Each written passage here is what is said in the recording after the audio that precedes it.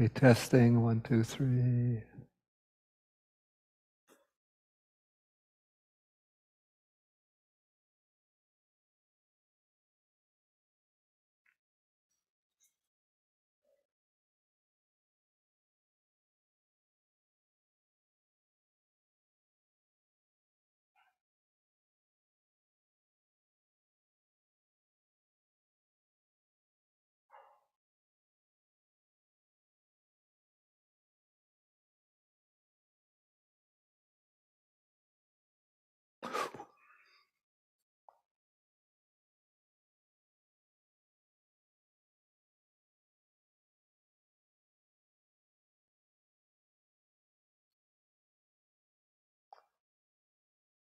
Okay, testing, testing.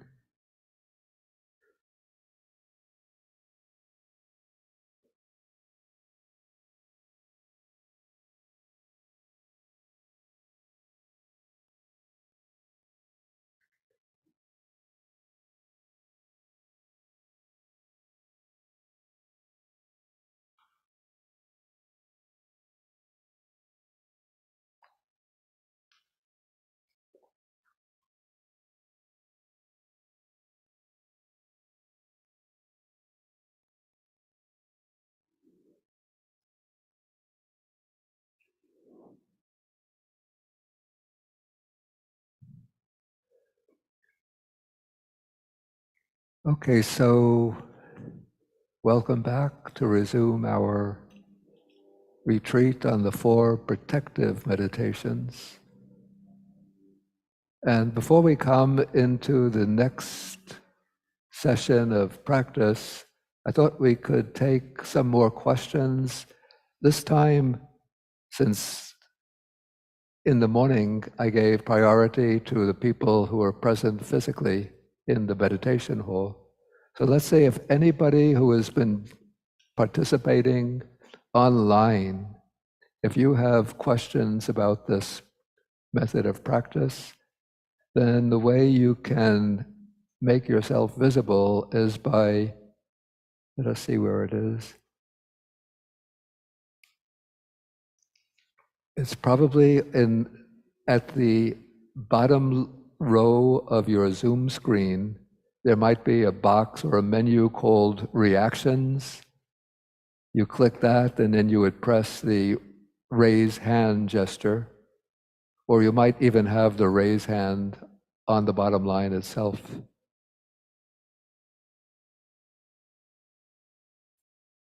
So if you have a question, then you just can press the raise hand.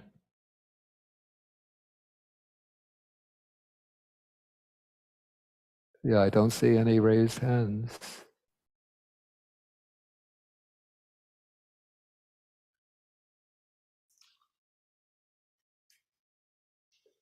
Okay, so there's no questions coming online. Anybody in the hall have questions? Again, they should be practical questions. Okay, at the end of the first row.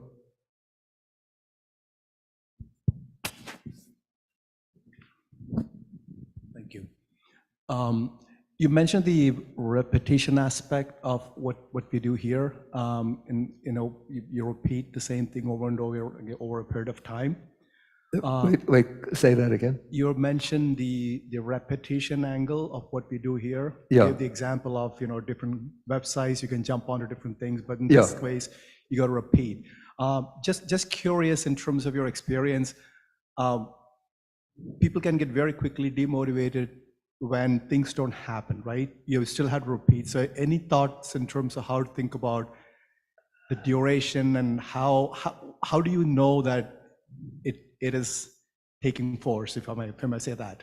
How do you know that it is? It is starting to sink in and it's making a difference. It might be incremental, which you can measure, but is there any way to think about it? I know it's a hard one. I don't know, neuroscientists are doing sort of research, doing brain readings, brain scans, and so on, measurements of what kind of waves are taking place. But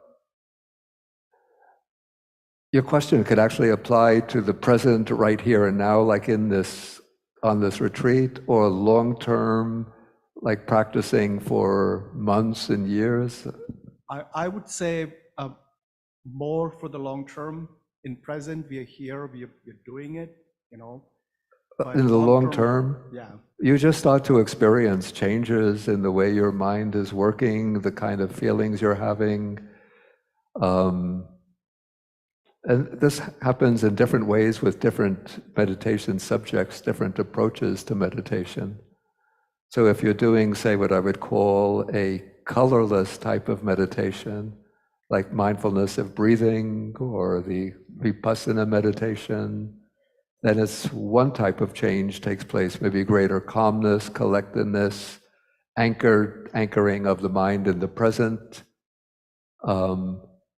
If you're doing these focus meditations on particular subjects, like, say, if you're doing the Metta Bhavana that we'll do tomorrow, the meditation on loving kindness, you start to find things like ill will, hatred, resentment starts to weaken and fall away. You have a more positive outlook on life, more positive relations with other people. And while you're doing the actual practice itself, you find greater upliftment, joy, happiness those kind of qualities become prominent during the session itself. Got it. Thank you. Okay, I think that's Gita in the back.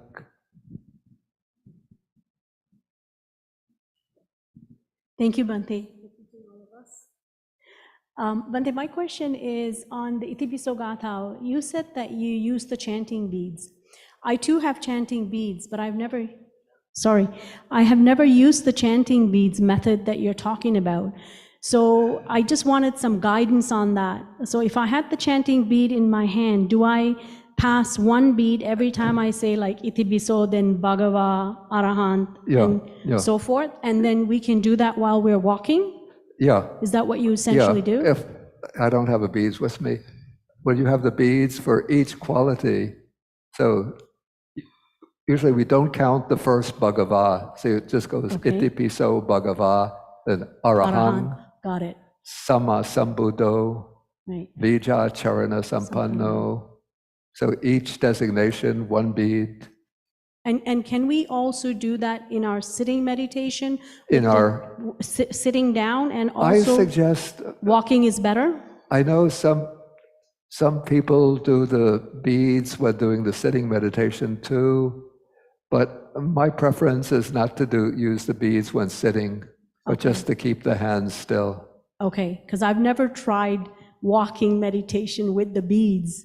I've been just following your instructions on the walking meditation, but never combined it with the beads. So I will do that now. Yeah, because actually on this retreat and other times I've taught the recollection of the Buddha. I haven't tried to combine it with the walking meditation. Right.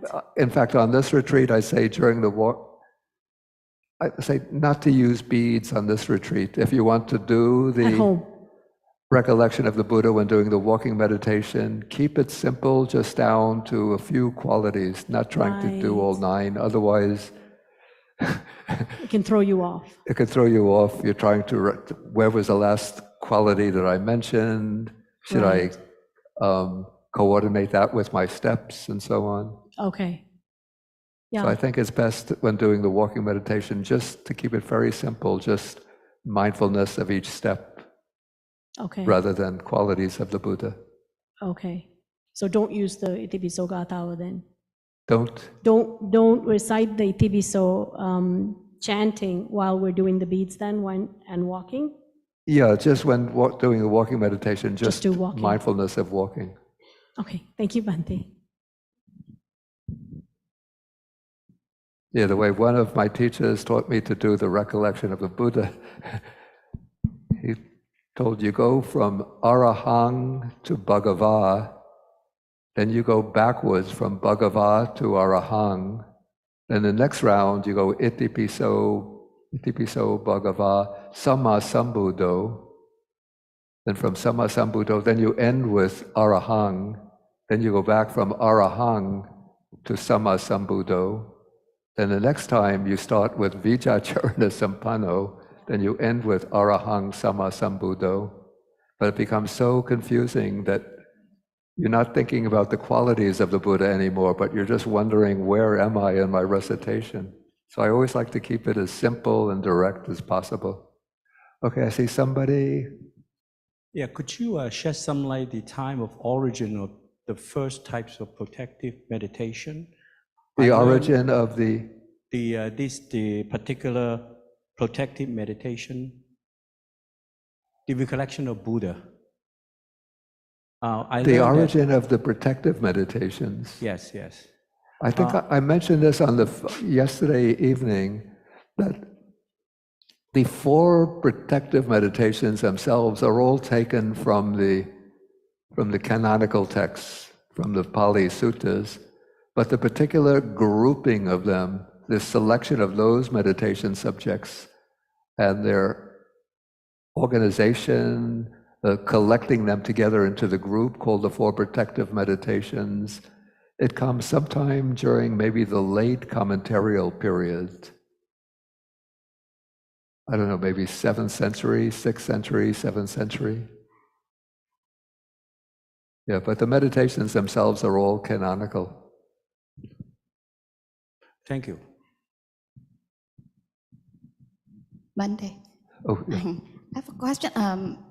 Continuing Gita's question, actually, when we're reciting that Itipiso Bhagawa Arahang Sama Sambuddho, do I need to recite the meaning as well? Because I memorized the Buddha Nusati, but the meaning, sometimes I know the overall meaning, but word by word, sometimes I get mixed up. Do I need to, when I recite, When you recite, do I need to recite the meaning as well? you should know the meaning. And I mean, do you have to translate it into English when you're going through the Pali? I think if you know the meaning of the Pali expressions, then you don't have to sort of, again, translate it into English. As long as I know what's the meaning, right, Bante? So I don't Yeah, have to as long as recite you it know what the again. meaning is, then you could go directly from the Pali words. You use the Pali words themselves with their meaning as the theme for reflection. You don't have to recite mentally the English translation of those terms. Thank you, Bante.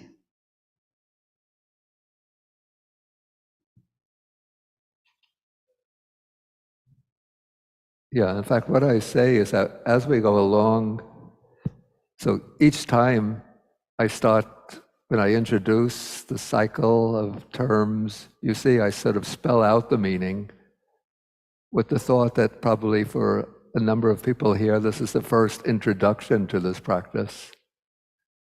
And so as we go along, you'll see even in the morning, I started dropping more and more explanation.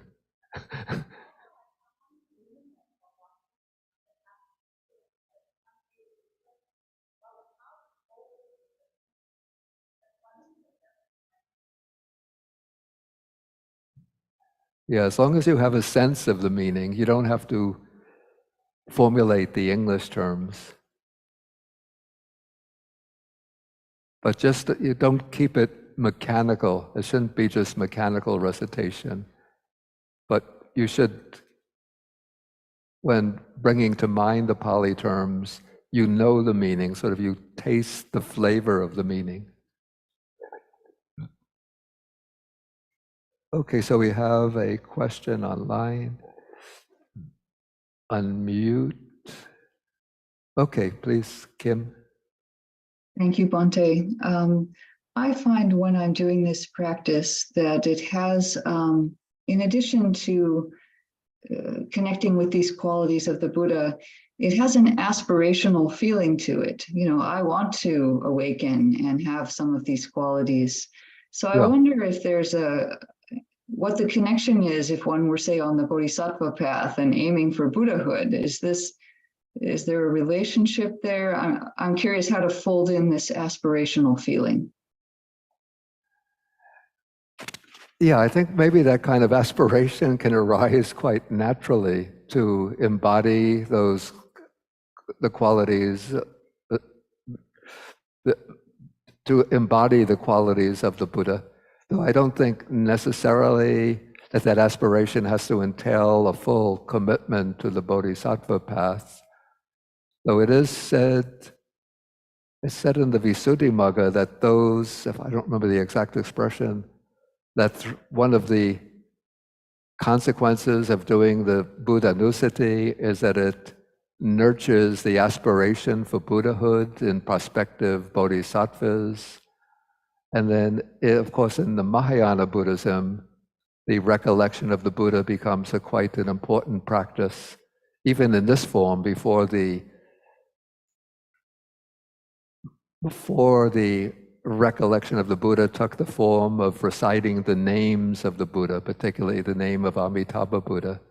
But even, I think, Nagarjuna and I think Vasubandhu wrote commentaries on this practice of recollecting the qualities of the Buddha, the Buddhanussati meditation. Thank you. That's helpful. So if this aspirational feeling comes up, just to use it as a support for the devotion in the way this practice is. Yeah.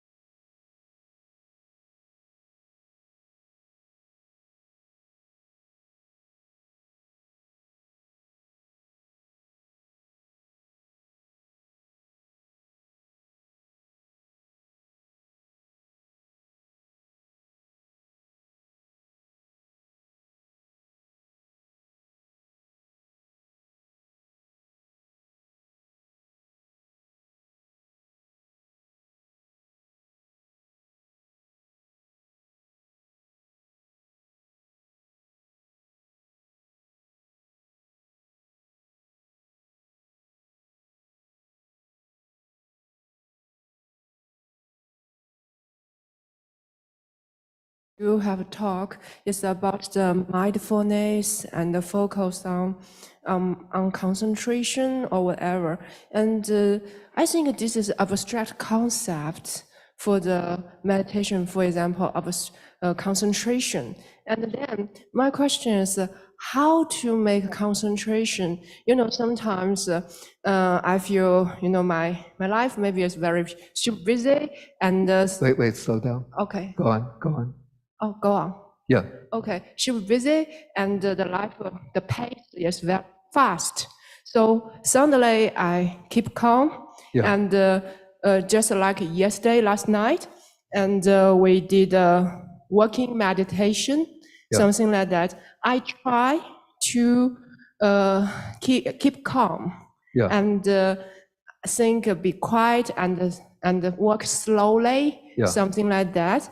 And so I'm curious about one thing, how to, because I'm a beginner, how to practice meditation and think this meditation, yes, it works. Because in your book, Eightfold Path, and you said is right mindfulness, how to achieve right mindfulness, you said is through practice meditation. Yeah, I remember that. Yeah. So this is my question, is how to practice meditation even after class and then... Even after? After class, this class.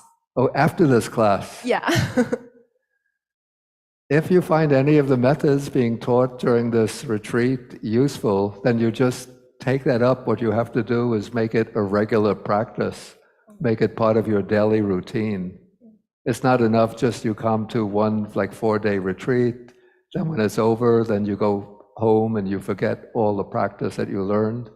But you have to start off reorganizing your daily schedule to at least leave at least one period a day, preferably 2 periods a day, where you devote those periods to the practice of meditation, using any of the approaches, any of the methods that you find beneficial.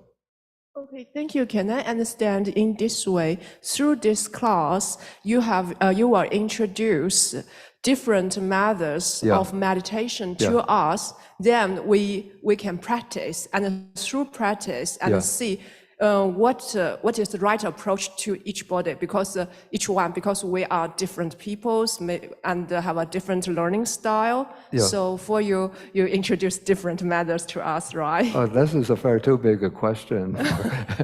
But basically, what I suggest for the daily life to integrate into your everyday routine, basically, I say a very simple method of meditation, like especially the mindfulness of breathing, and maybe within the period for meditation, primarily doing something like mindfulness of breathing, but then a short period to do the loving kindness meditation, which we'll be doing tomorrow. Can I understand in this way? You mean for the beginner, the best way to do is breath in, breath out in the regular time. Is that right? Yeah, the mindfulness of breathing together with short periods of the loving kindness meditation. Oh, thank you. Yeah. Thank you. Yeah. Okay, is that Wang Ling? Is it? Yeah. Thank you, Bande, for the teaching.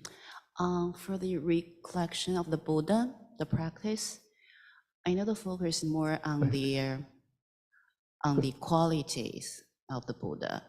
Would you recommend generating some mental image of the Buddha to help with the process? Okay. Whether I recommend using a mental image of the Buddha? Right, like you look at the Buddha statue, then close your eyes, as some teachers do, and would you recommend, having an image of the Buddha? Yeah, yeah. I think this depends on the person. Like, if one has a visual mind, then I find it helpful to use I call it a light mental image of the Buddha, in the sense you're not aiming for to capture all the detailed features of the Buddha's physical body.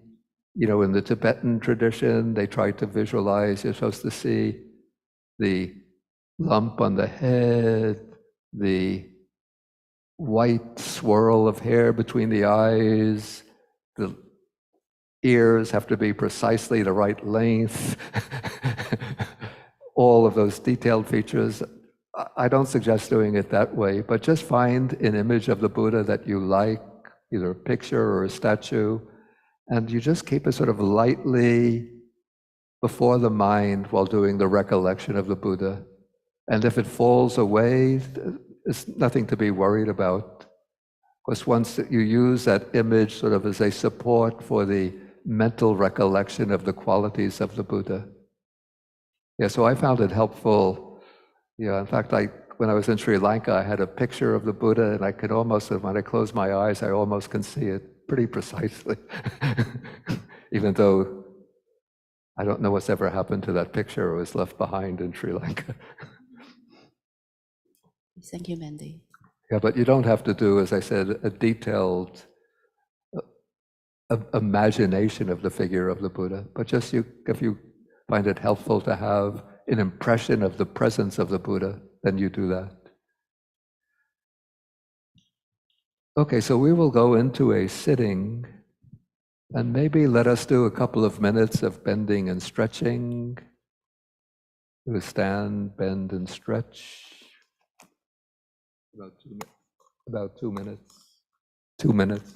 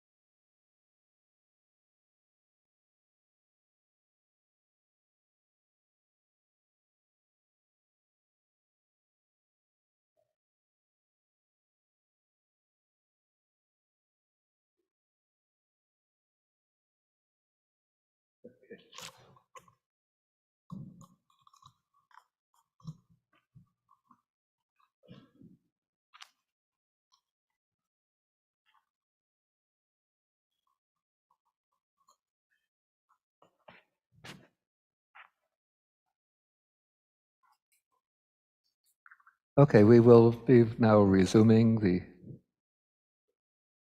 meditation.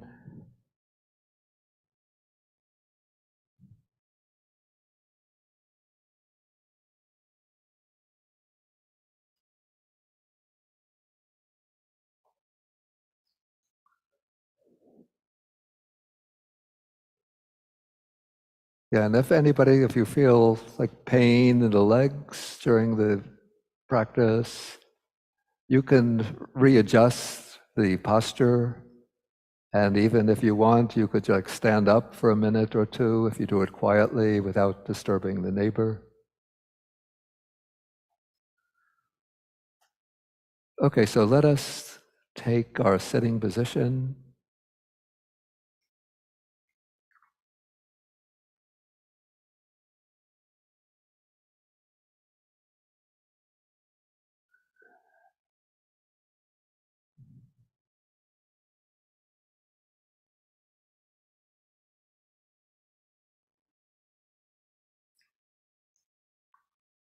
And you start off by settling into the body,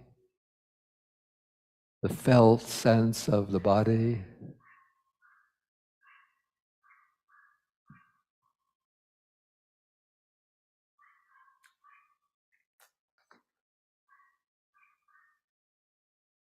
And we could do a few rounds of the mindful breathing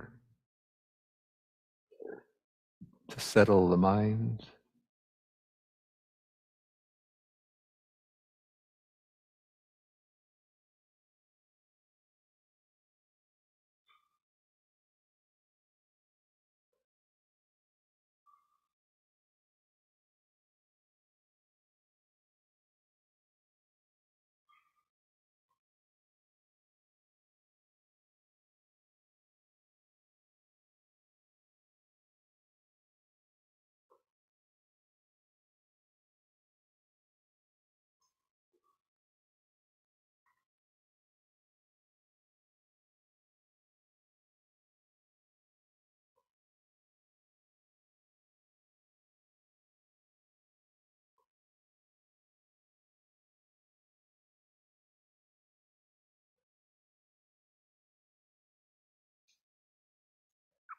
Okay, so now we'll be practicing the Buddhanussati, the recollection of the Buddha,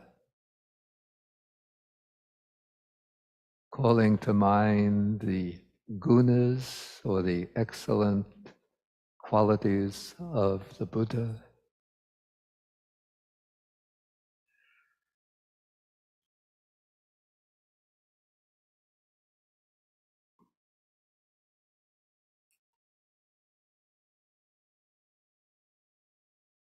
So we start the Buddha, the Bhagava is Arahang, the worthy one, worthy of the reverence and veneration of the world, because his mind is utterly purified, pure of all the defilements of greed, hatred, and delusion.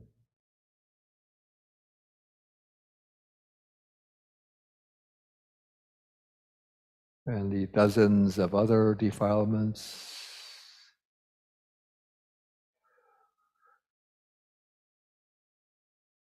And who is the liberated one, liberated from the cycle of repeated birth and death. So the Buddha is Arahang, the worthy one.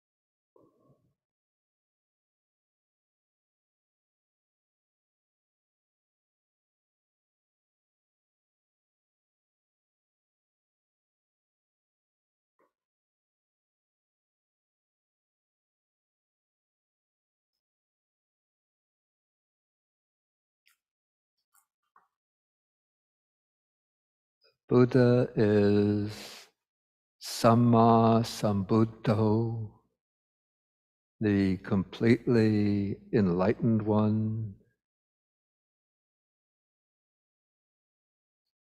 the one whose knowledge penetrates to the nature of all dharmas, of all phenomena.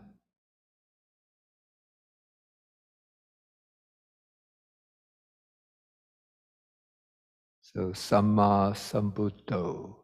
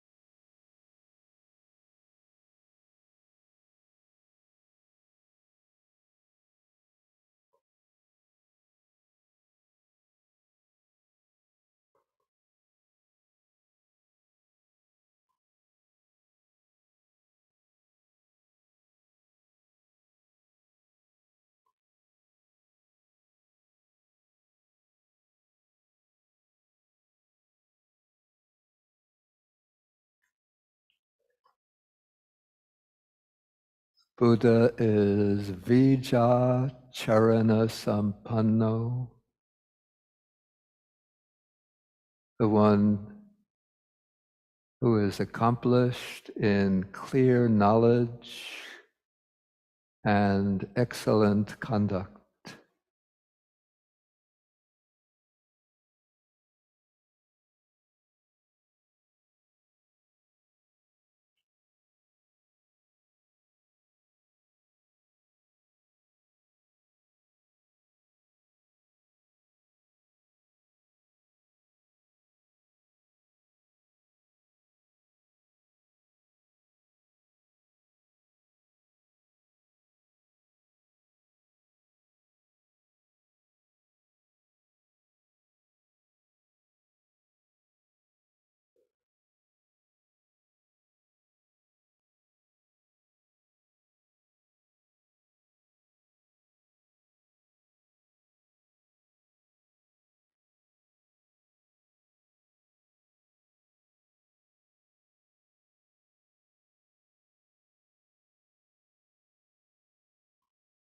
The Buddha is Sugato, the fortunate one, the blissful one, the one who has arrived at the supreme bliss of Nibbana.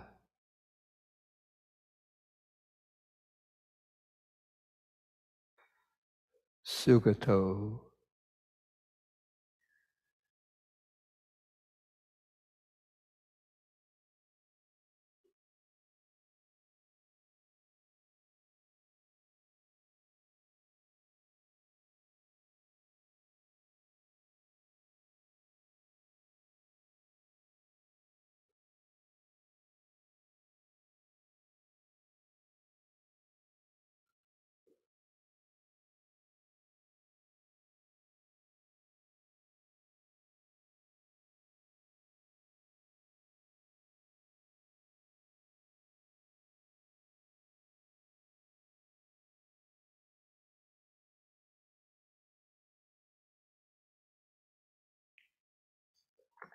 He is Lokavidu,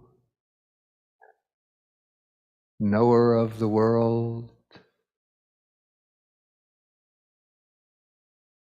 who knows this world with its many different planes of existence, and who knows the different types of sentient beings living in these different planes of existence.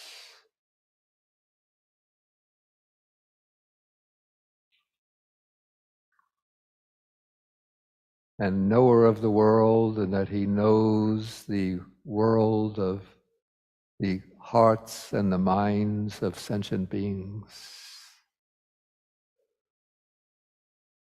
So Lokavidu, knower of the world.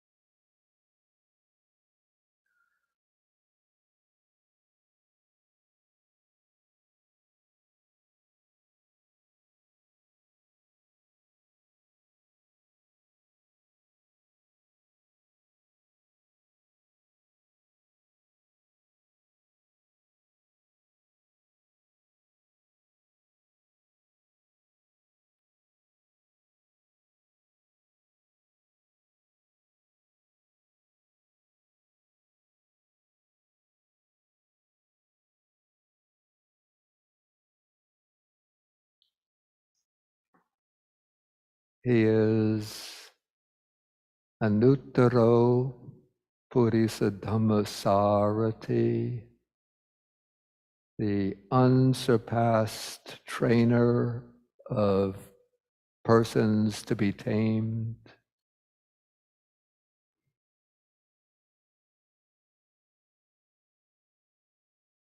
The one who can tame and train people with so many different inclinations and temperaments.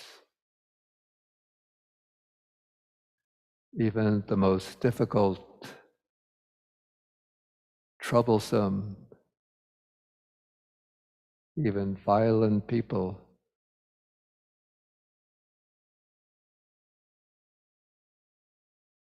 So unsurpassed trainer of persons to be tamed.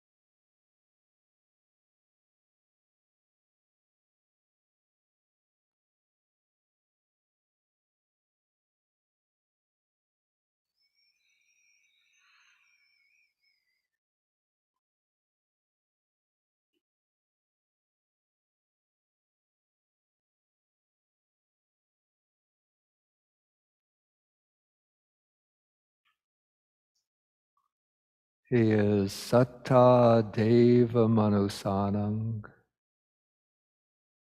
teacher of deities and human beings.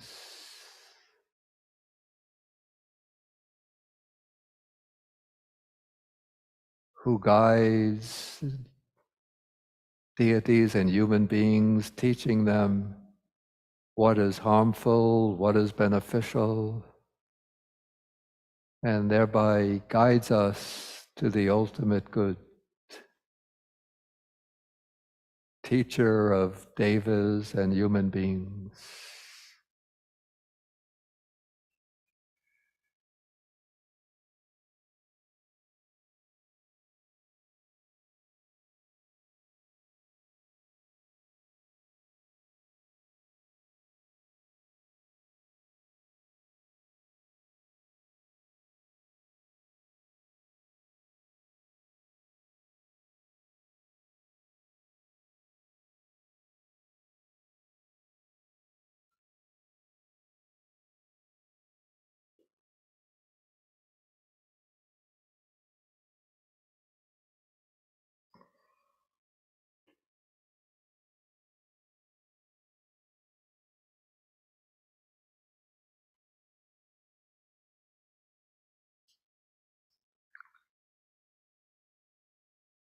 He is the Buddha,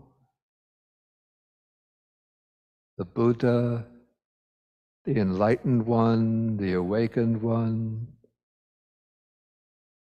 who has himself realized the liberating truth and who enlightens others to the liberating truth.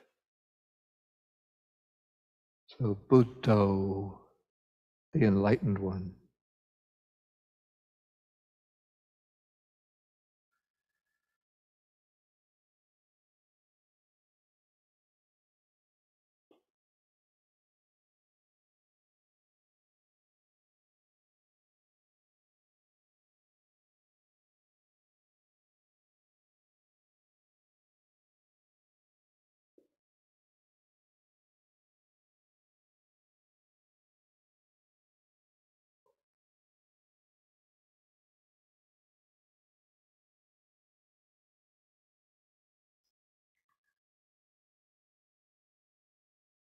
And he is the Bhagava, the Blessed One, the one endowed with inexhaustible, excellent qualities, who serves as the source of blessings for the world.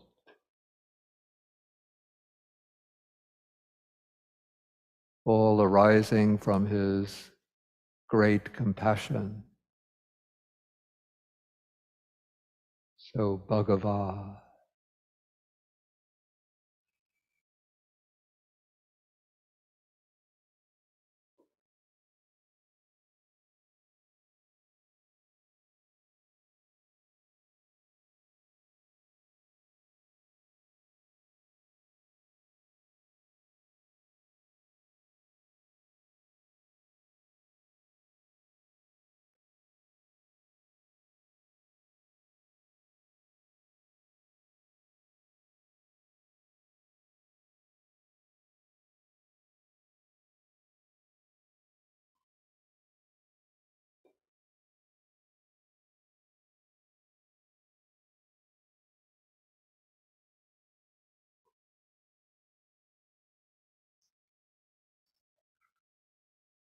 Then we go another cycle.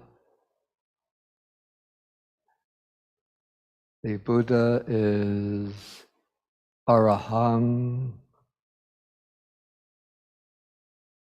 the worthy one, the one fully purified, the liberated one, Arahang.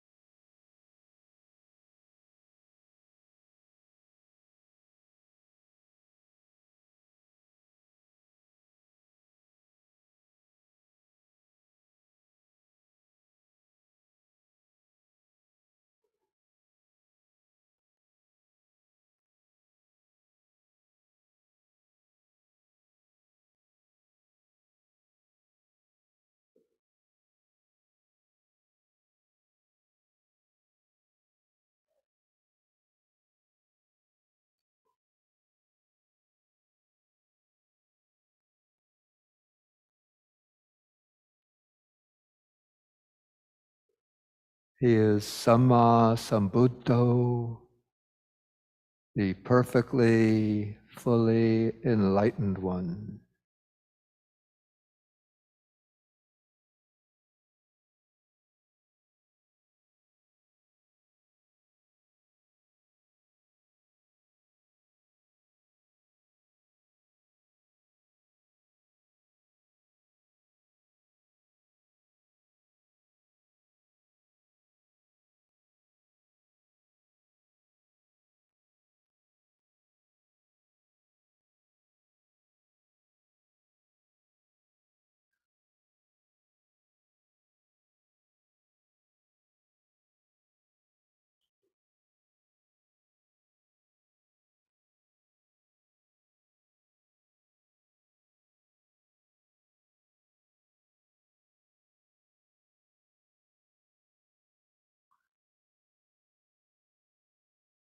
He is Vijacharana Sampanno.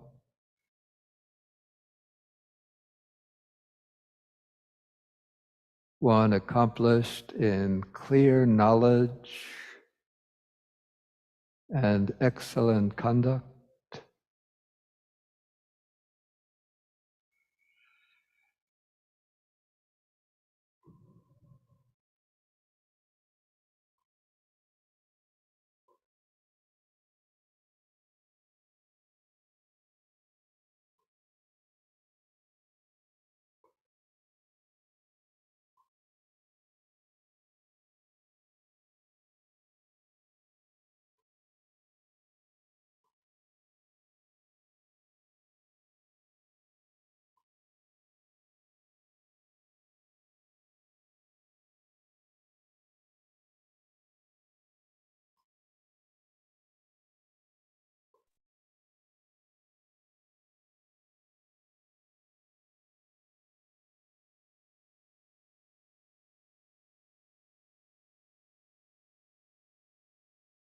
Sugato,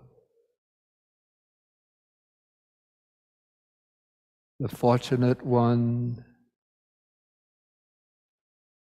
the blissful one.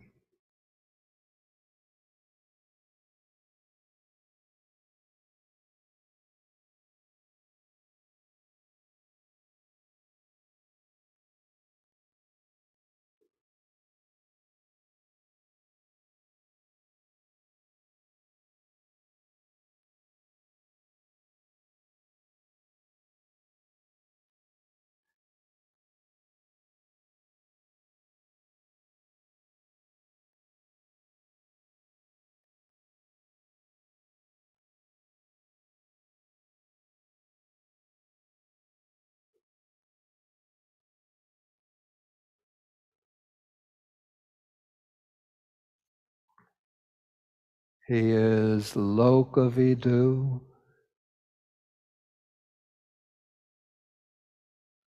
knower of the world.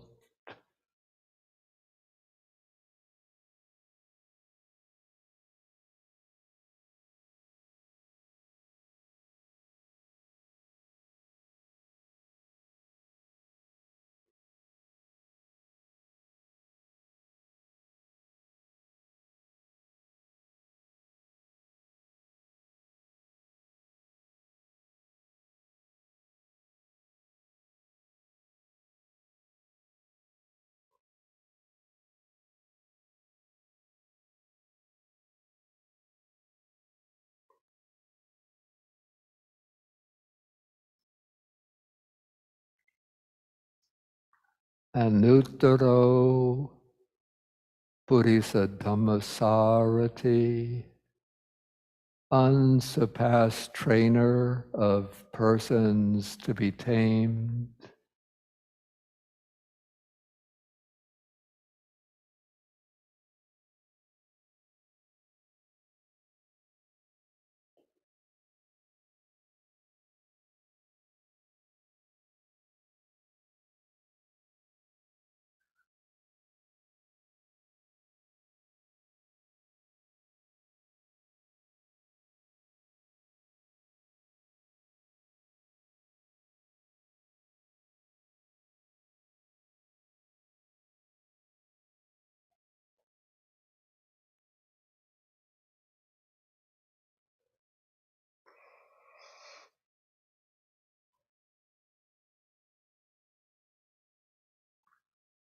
Satta Deva Manusanang,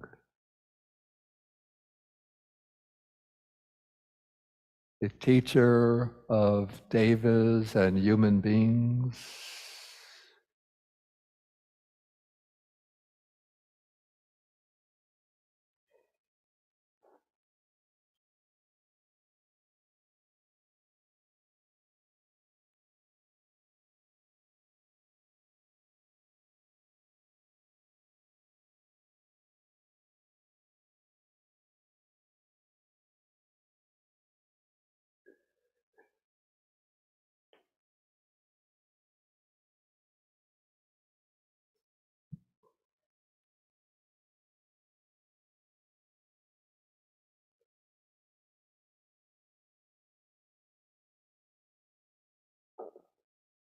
Buddho,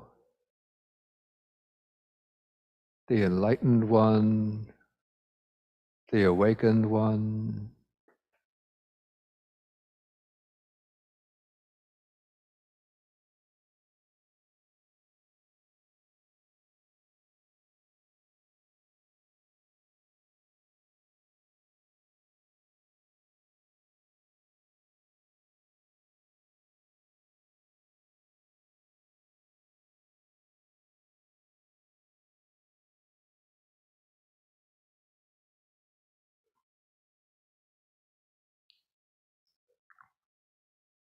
Bhagava, the Blessed One, the source of boundless blessings for the world.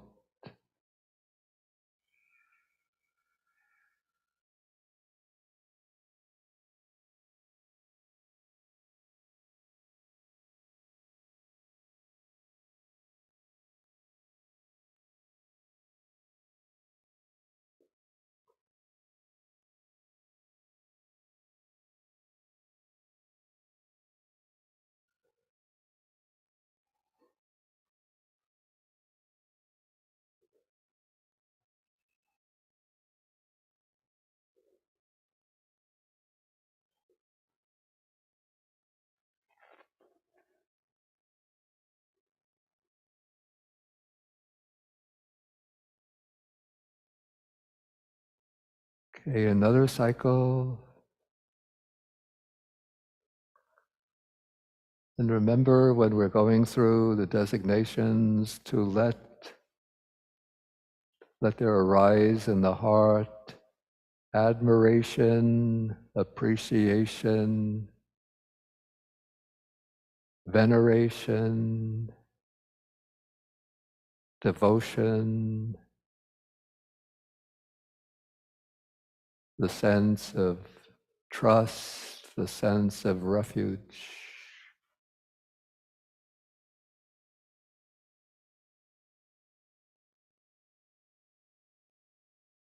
Okay, the Buddha is Arahang, the worthy one, the fully purified one, the liberated one, Arahang.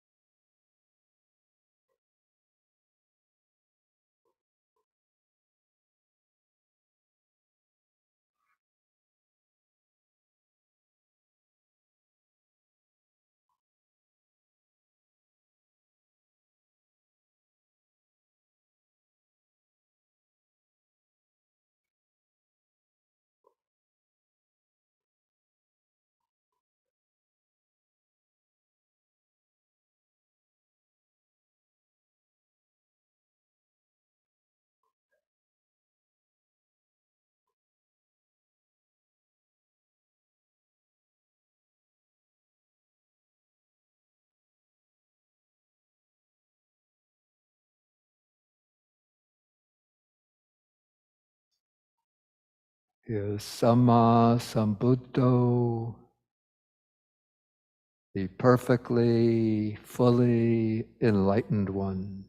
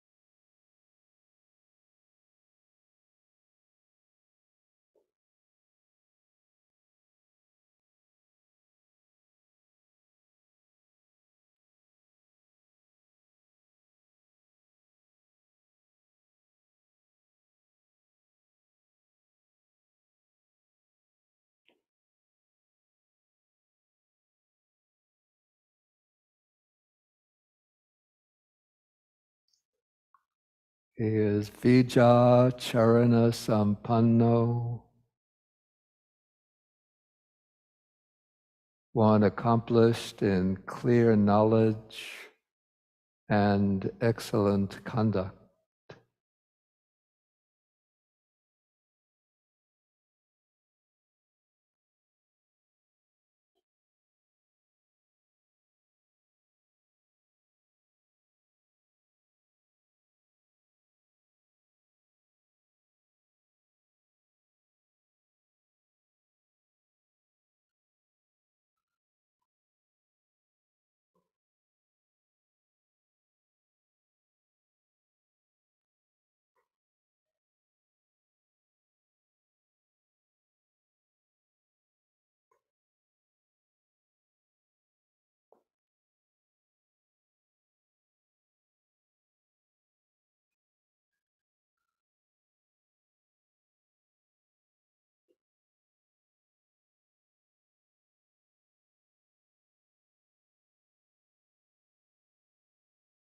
He is Sugato,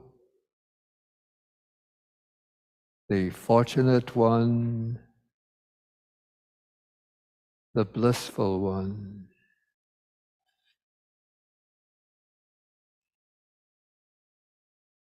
Sugato.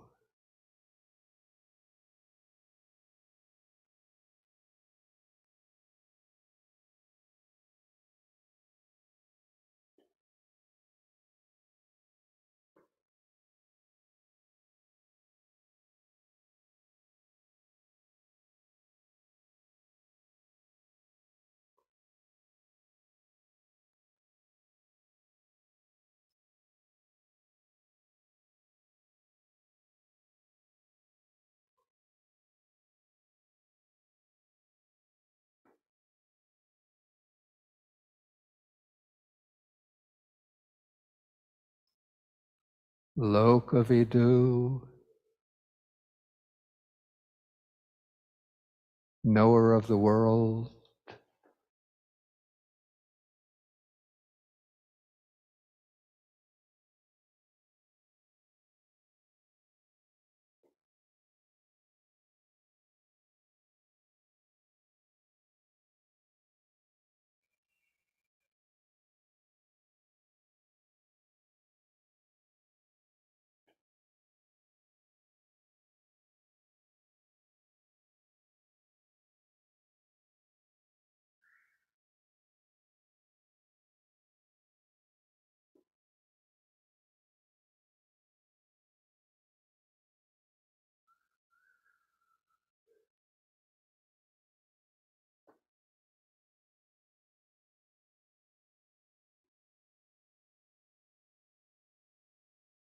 Anuttaro Purisa Dhammasarati, unsurpassed trainer of of persons to be tamed.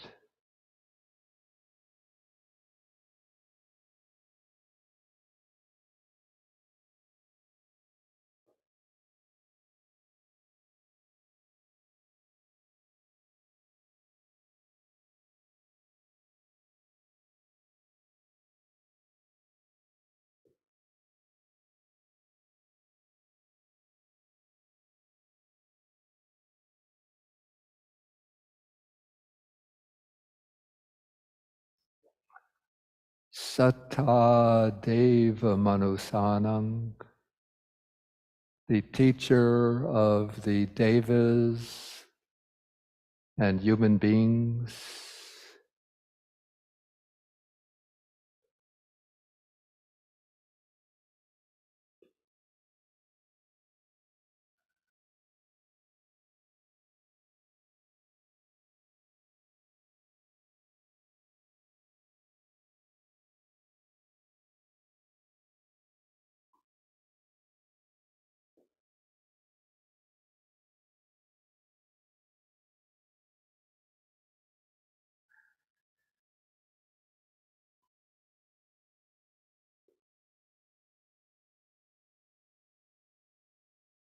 Buddho, the enlightened one, who enlightens others.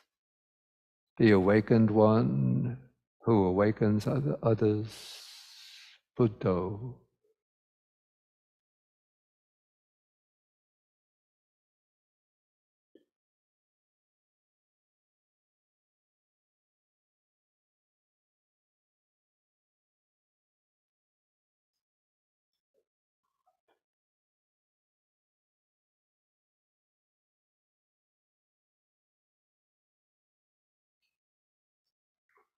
And Bhagava, the Blessed One, the source of boundless blessings.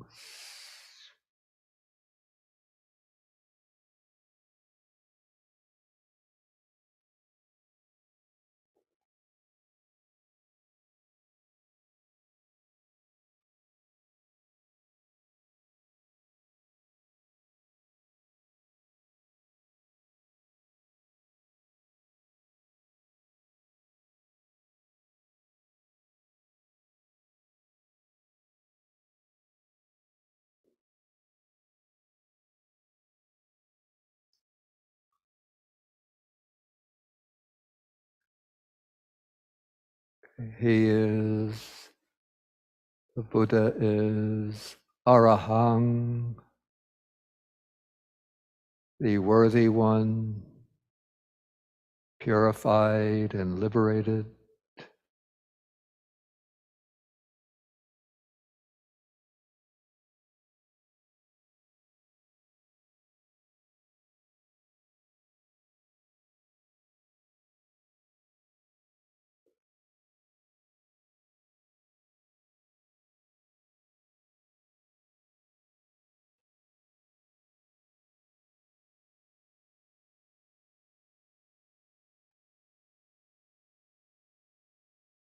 He is Samma Sambuddho,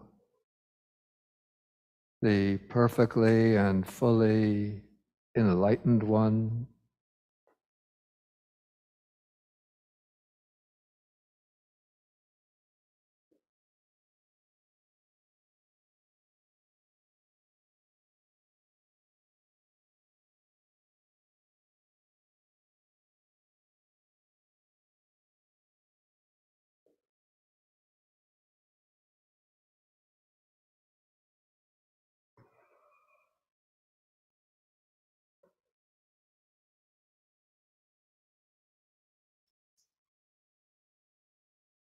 He is Vijja Charana Sampanno,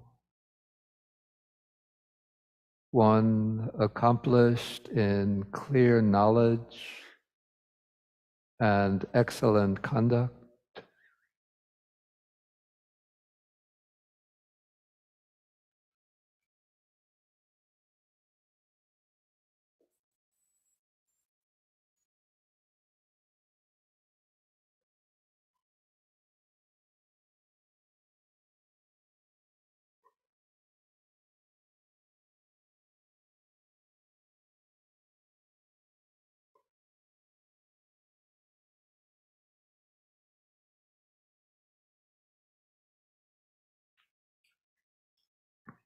He is Sugato,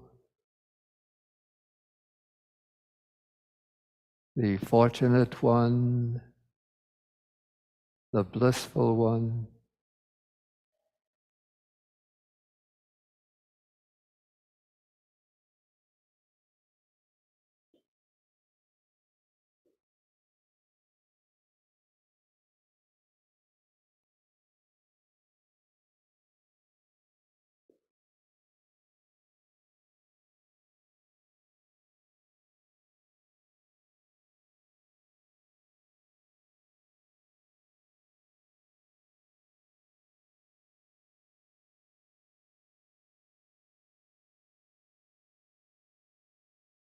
He is Lokavidu, knower of the world.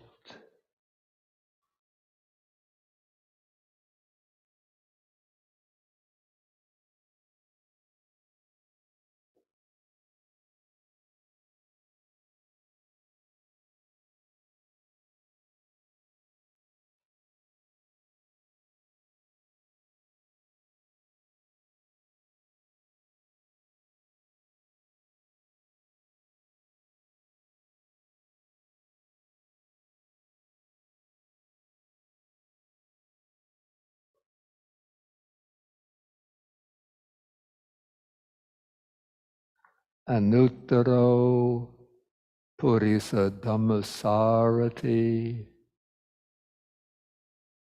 supreme, unsurpassed trainer of persons to be tamed.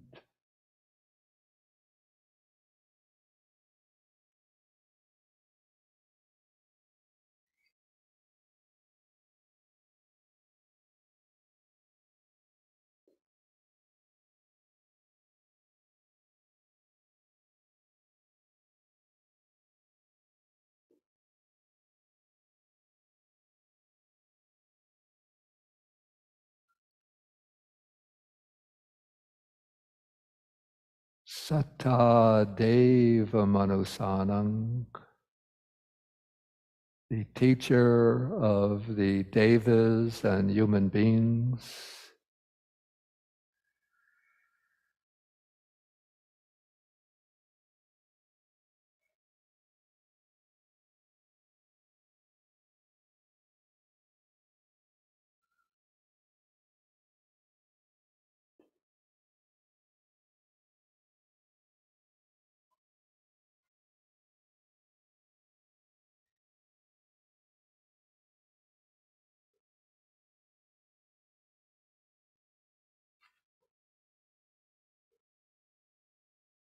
Buddho, the enlightened one, the awakened one.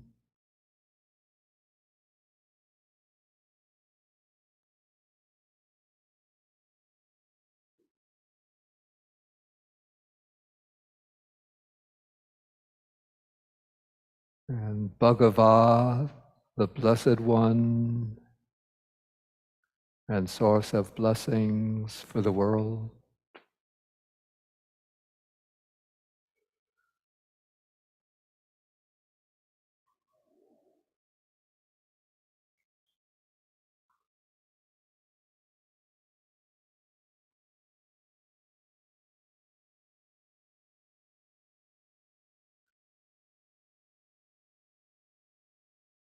Okay, now you drop all the mental formulations, conceptual constructions, and you bring the mind back to the body in the sitting position.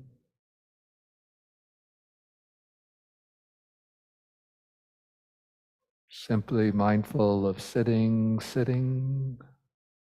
then a couple of mindful breaths in and out, in and out. And then you can mindfully open your eyes and end the session in the usual way.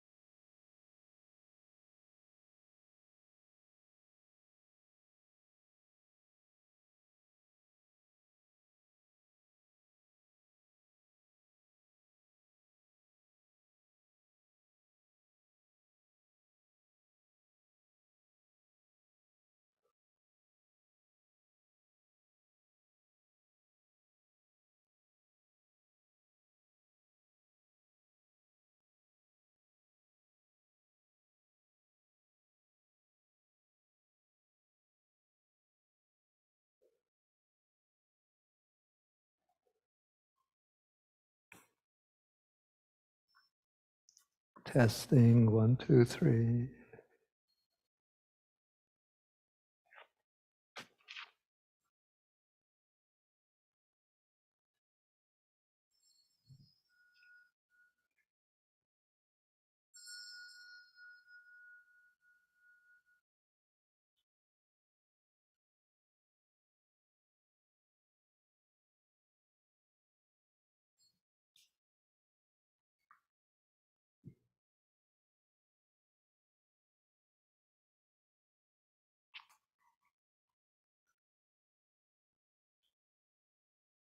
Okay, is the sound okay?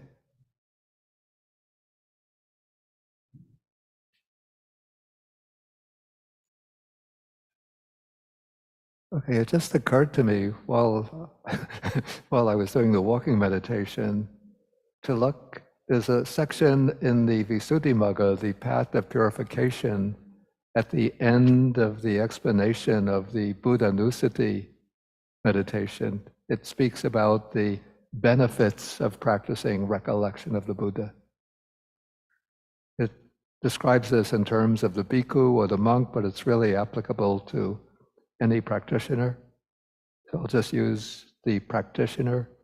So when the practitioner is devoted to this recollection of the Buddha, he is respectful and deferential towards the teacher, that's the Buddha. He attains fullness of faith, mindfulness, wisdom, and merit. He has much happiness and joy. He conquers fear and dread. Yeah, this is mentioned actually in a sutta in the Samyutta Nikaya, the connected discourses of the Buddha. Let me see where it is. It's in the chapter 11 on the Sakka Samyutta, where the Buddha is speaking about when one encounters fear and dread, one way to overcome it is by recollecting the Buddha. Okay, then one is able to endure pain.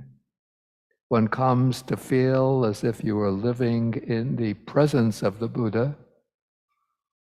And when you regularly do the recollection of the Buddha's special virtues, your body becomes worthy of reverence as if it were a shrine room.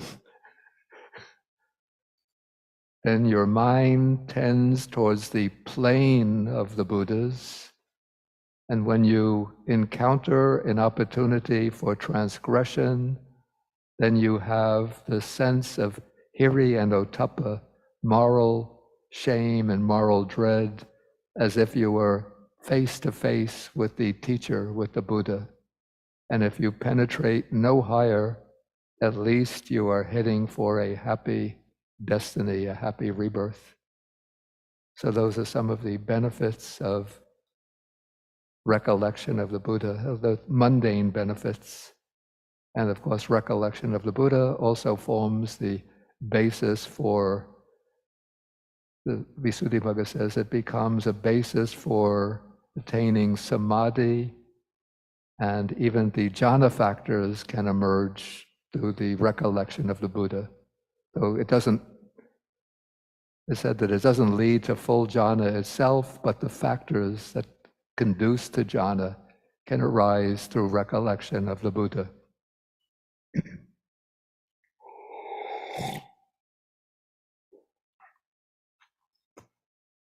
Okay, so now we're going to be developing this meditation subject further. And so I'm going to go through one round of the 9 qualities. And as I'm going through those 9 qualities, you watch your own mind and see 3 qualities or 3 designations that resonate most with you, that seem to have the most appeal to you, or gives maybe the more powerful jolt of happiness or contentment or tranquility.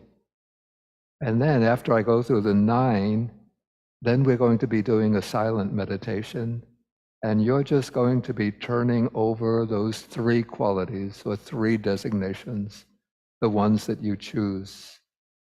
And you could use either language, if you're familiar with the Pali.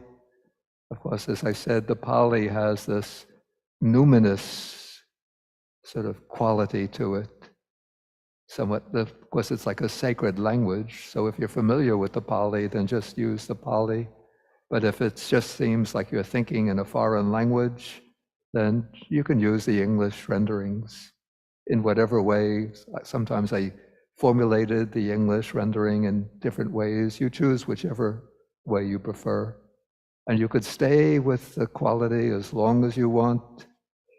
When you feel that you've sort of sapped its energy for a while, then you move on to the next one, then the next one. If you want to combine with some visualization, you could do so. If you don't want the visualization, not necessary. So you play with it in the way, whatever way you find is most suitable, most effective, most beneficial. Okay, but first I'll go through the 9 designations, and then you have to watch yourself and see what are those, out of these 9, what are the 3 that I want to select. And once you select them, don't start thinking, did I choose the right ones? No, maybe I should have chosen that one. You're not getting married to them.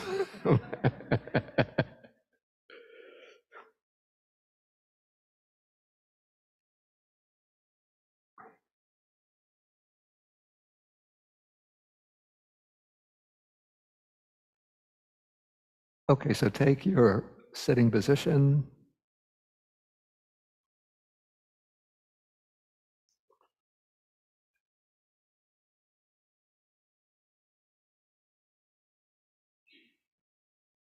And begin by settling into the felt sense of the body.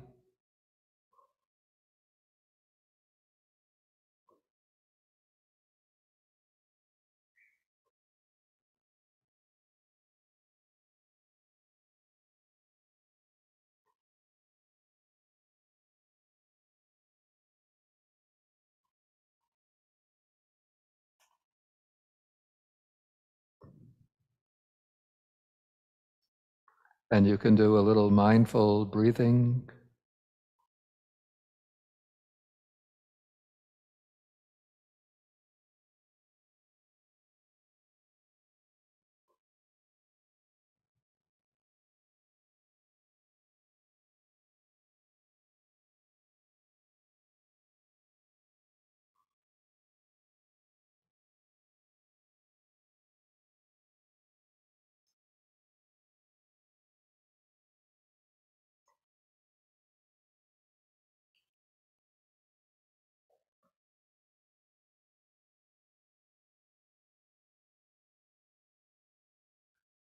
Okay, the Buddha is Arahang,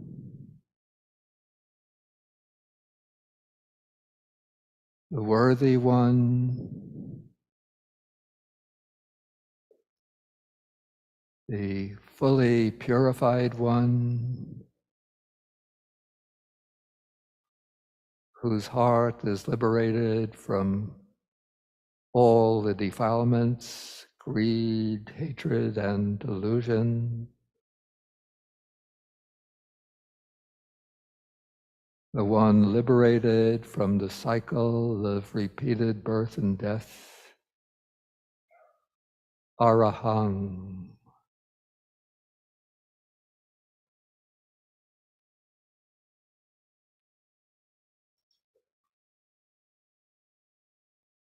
He is Samma Sambuddho, the perfectly and fully enlightened one, who has penetrated the knowledge, or who has penetrated with knowledge the nature of all phenomena, of all dharmas.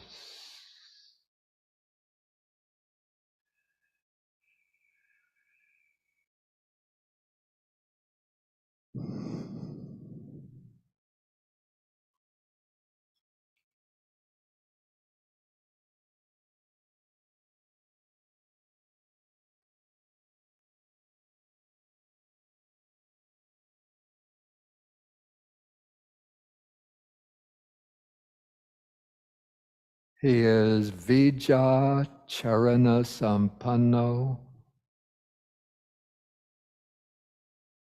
the one accomplished in clear knowledge and excellent conduct. Vijja Charana Sampanno.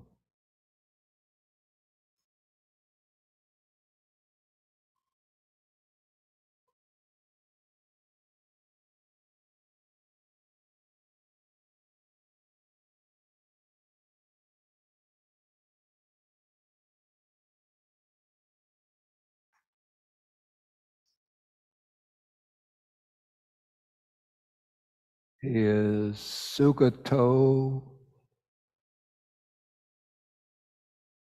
the fortunate one or the blissful one.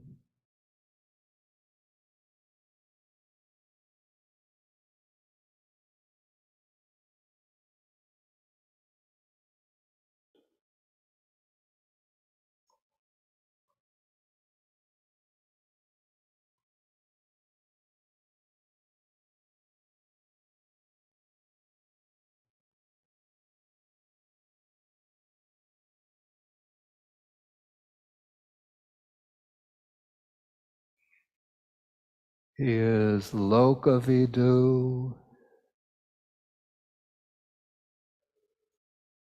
knower of the world,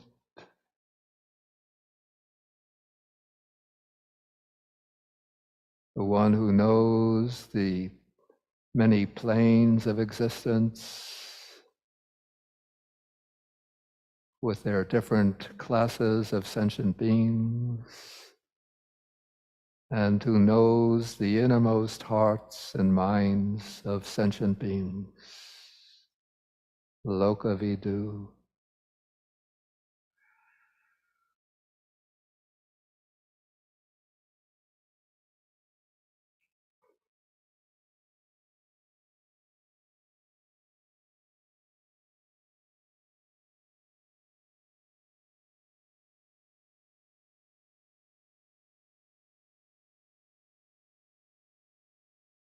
He is Anuttaro Purisa Dhammasarati,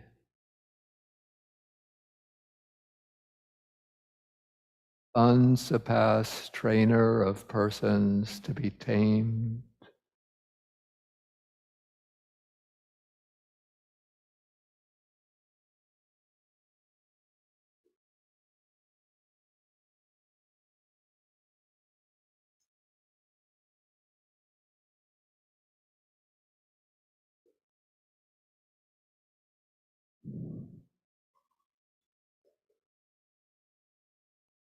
He is Satta Deva Manusanam, teacher of the devas and human beings.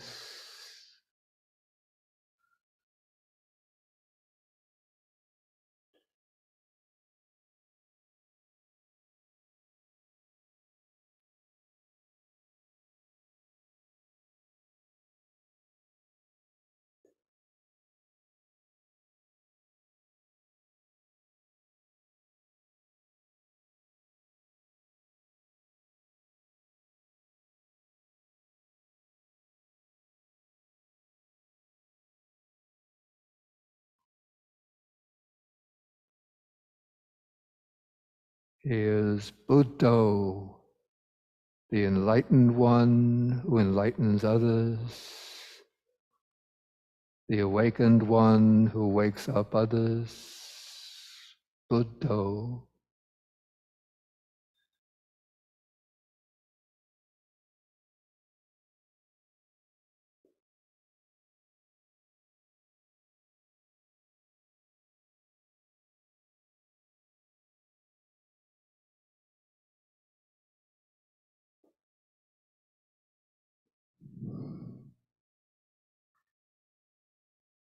And Bhagava, the Blessed One,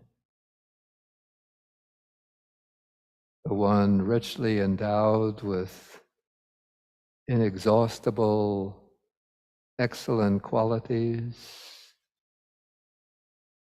who out of his great compassion serves as the source of blessings for the world.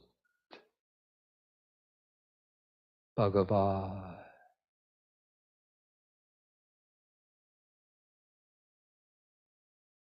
Okay, so now we've gone through the 9, and now you each choose your own preferred 3 designations, and you just continue to work with them through the session.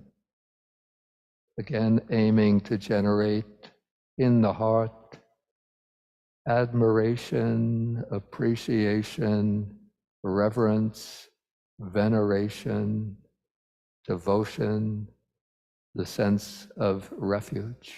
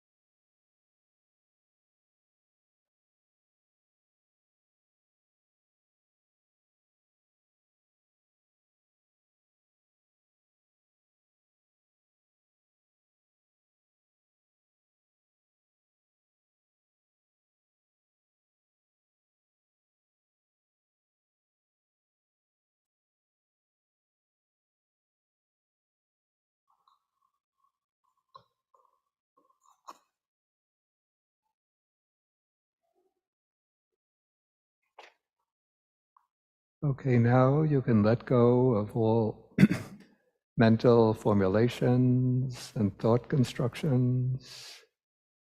Bring the mindfulness back to the body in the sitting position.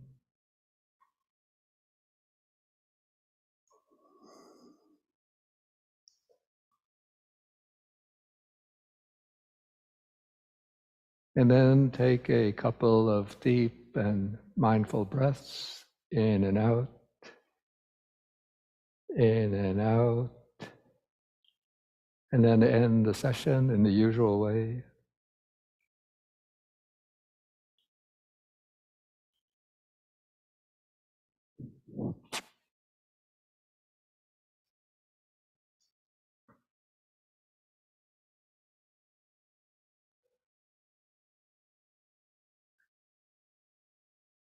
Okay, now we have time for a tea break. And remember, please try to refrain from talking to maintain the noble silence. And so we'll give 20 minutes for the tea break. So 4:32 on Eastern time, we'll come back and then we'll have a little Dhamma talk. So we could just stand and we do just a half bow to the Buddha.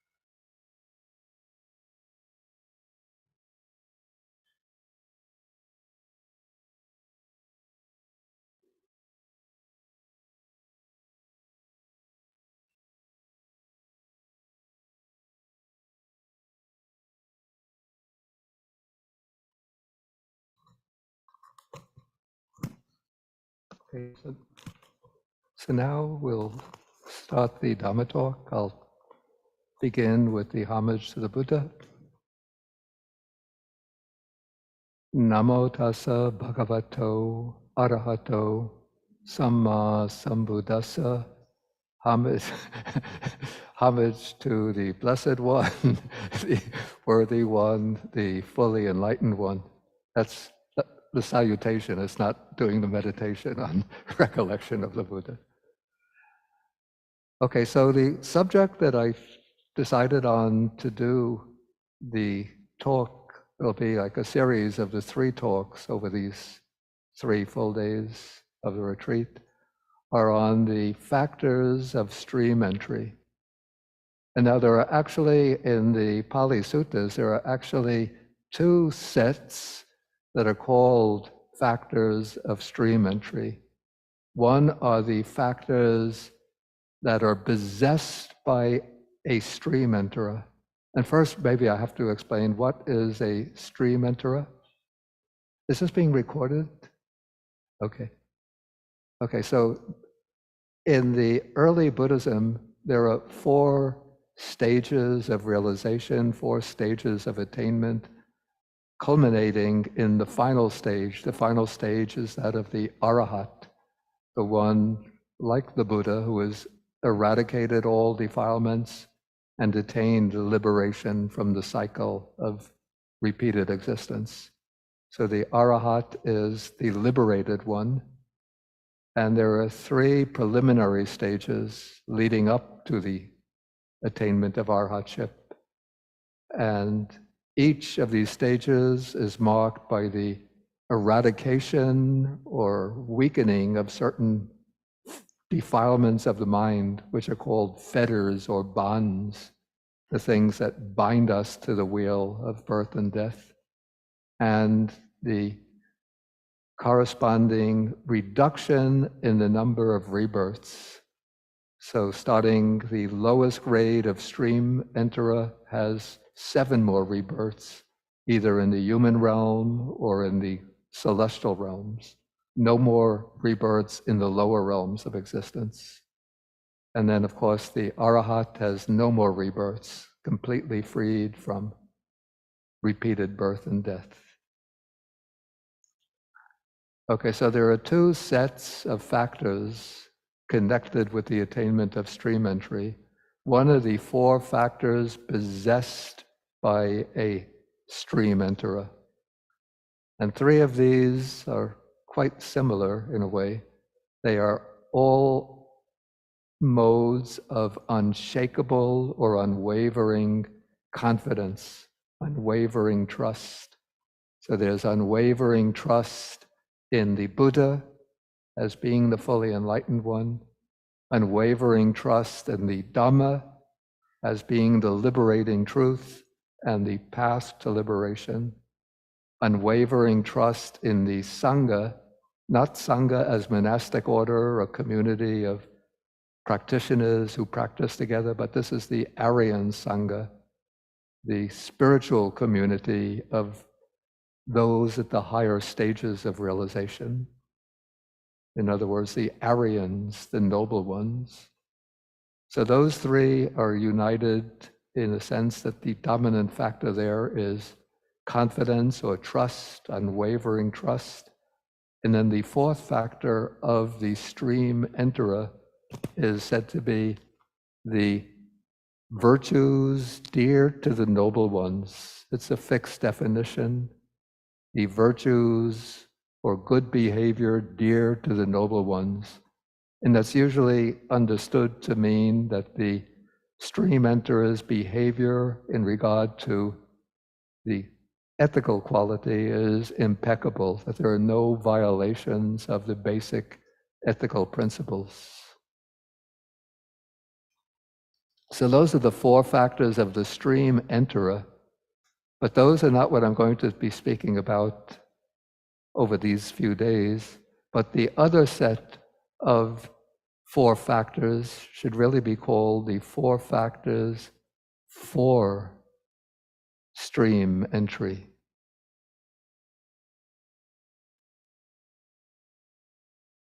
So these are the 4 factors that lead up to the attainment of stream entry.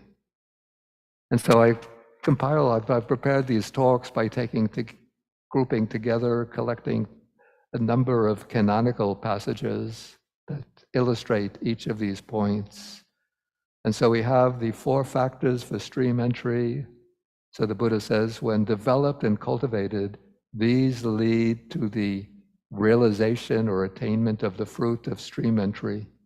So what are the 4?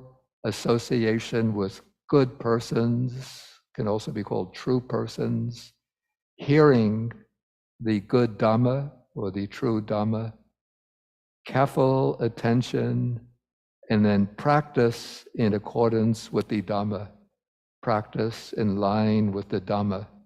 So these things, when they're developed and cultivated, you see that's an important expression.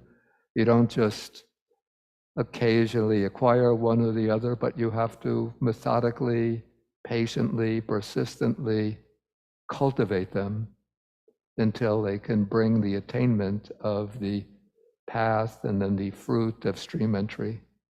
And then the text says that these same 4 things lead to the attainment of the fruit of once returning, non-returning, and arhatship. So they lead to each of the other same 4 things, lead all the ways through the sequential stages of realization right up to the highest goal. And even if one doesn't have the capacity, the potential, say in this life, to reach any of these stages of attainment, but still these practice of these 4 things lead to the obtaining of wisdom, they lead to the growth of wisdom, lead to the expansion of wisdom, to greatness of wisdom.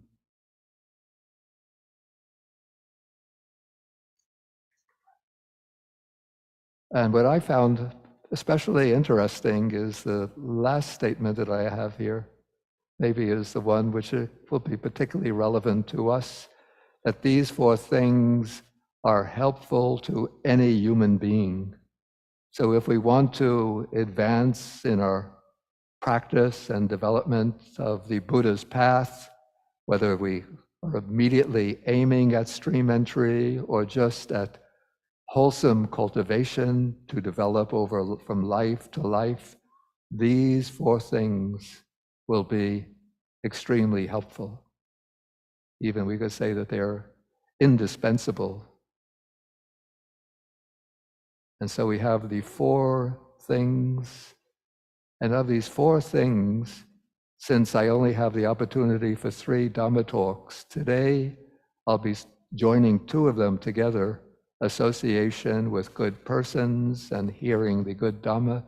And tomorrow we'll deal with what is called careful or systematic attention. And then on Monday, with practice in accordance with the Dhamma. And so today we are taking association with good persons. In Pali, it's Sappurisa Sang Sevana. And the word Sappurisa, it's interesting. Let us put it this way. In that it's a compound of one word or particle, sat, and the word purisa, which can be taken as person. And the word sat in Pali and in Sanskrit has sort of 2 overlapping connotations. And so it becomes a little difficult to translate Sappurisa with one word, because you have to make a choice. So the implication of sat is, on the one hand, what is good, on the other hand, what is true. And so you'll probably all know the 4 Noble Truths, which in Pali is satya, but in Sanskrit it's satya. So you see, it's the word satya is based on that stem sat.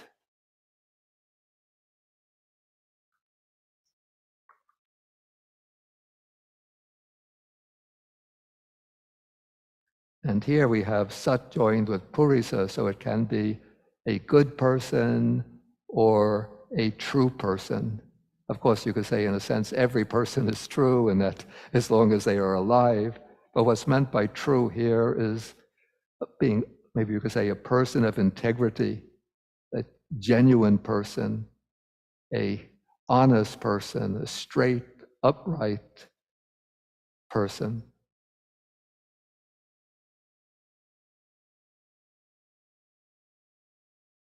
And so this morning we recited the Mangala Sutta, and the Mangala Sutta begins with very similar type of advice. So it says, the first verse in the Buddha's reply, Sevanacha balanang panditanancha sevana pujacha pujaniyanang etang mangalamuttamang.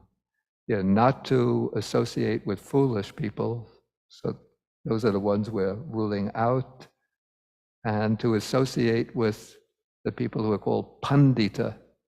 Now in English we have the word pundit, which is used on like political commentary programs, the person who is knowledgeable about political affairs.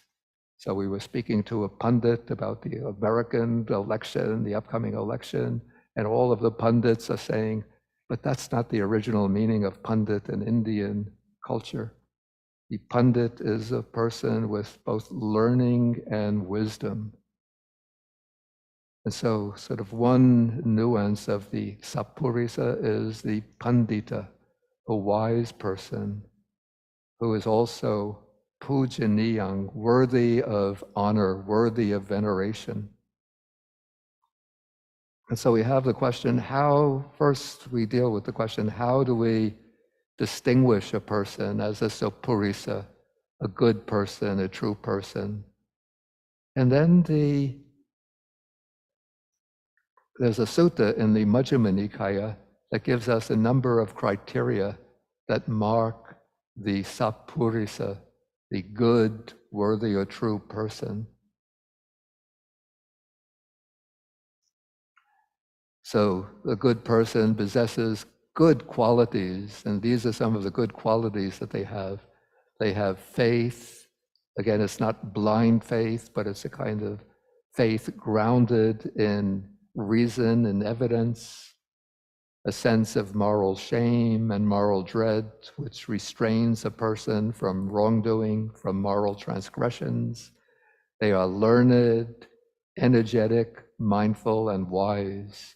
So when we want to find a Sappurisa, we look for people who at least we can have some belief that they possess these qualities. And then how a good person acts as a good person, so the good person acts for their own good, for the good of others, for the good of both. So you judge a good person who is a Sappurisa by their behavior, whether the behavior is sort of motivated by a kind and compassionate concern for the welfare of others. And they give advice as a good person, so they don't advise people to act in ways that will bring harm and suffering to themselves. They speak as a good person, so they avoid lying, malicious speech, harsh speech, gossip. They behave as a good person. They live in accordance with the precepts. And here the text just mentions 3 because they already mentioned avoiding false speech in the previous factor. So they avoid killings, stealing, sexual misconduct.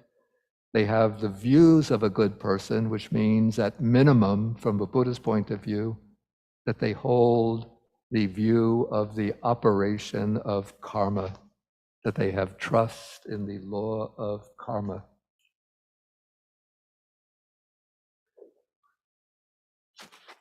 So they don't deny the validity of the law of karma, but when they speak, when they teach, they'll teach that our volitional actions, our ethically significant actions, will bring about their fruits or consequences that correspond to the ethical nature of the actions.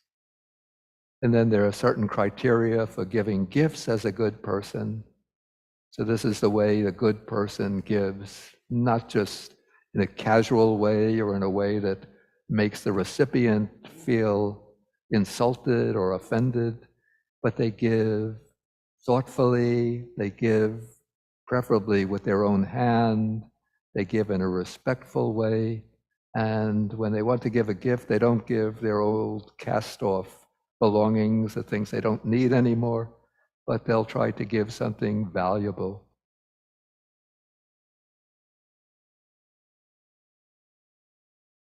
Yeah, so anyway, this is already covered, how to examining a person to determine their qualifications. So when you want to see who one should approach as maybe as a spiritual guide, a teacher, or as spiritual friends, people to associate with, then you examine their conduct, their bodily conduct, examine their speech, and of course you can't read their thoughts, but from their behavior, you can draw inferences, what kind of mind states they have. What are they thinking? What are they after? What are their motivations? Are they truly motivated by a wish to guide you and help you and to share Dhamma with you? Or is there some underlying motivation, some kind of nefarious, evil motivation?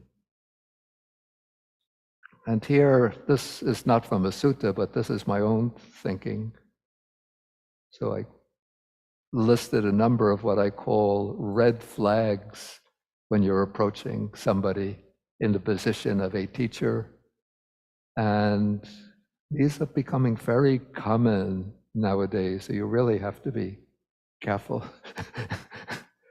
Particularly in these days of the internet, when you have so many people promoting themselves over the internet. It's sort of like part of the culture. You're supposed to promote yourself. That's what my mother always used to say to me, you have to promote yourself. But I said, why, Mom? That's what they're all doing. You have to do it too. Okay, so could be a person shows an interest in material gain. Sometimes it's maybe they're not so upfront about it, but you could see after you associate with them for some time, you get to know them, you see that they're out to, particularly, well, I have to say this honestly, it's monastics, especially monks. The nuns are usually quite trustworthy, much more, that out to exploit lay followers for offerings. And so in contrast to this, okay, the person is inclined to a luxurious lifestyle and maybe wants to construct big monasteries and have big cars and likes to live in a lot of luxury, whereas simplicity is the mark of a sappurisa, particularly in a monastic person. Of course, it doesn't mean that if monks or nuns are living in a big monastery that you have to distrust them and reject them, because sometimes actually this is a large monastery, but sometimes a large monastery is necessary to provide facilities for a lot of Dharma activities, but especially when the person wants a large, luxurious personal living, personal accommodation for themselves. Then we have somebody who seeks name and fame. They like to create a personality cult around themselves to attract a large following. And related to this, the person is boastful. They might claim that they have special teachings that they can give to you for a little offering. or they have some kind of special qualifications. I did this, I did that. And then they make boastful claims about superior attainments. I've attained this, I've attained that. So like one of the rules that the Buddha laid down for the monastic order is that we're prohibited from deliberately making false claims about spiritual attainments to unordained people. And even if we reach true attainment, we're not supposed to boast about them to the public.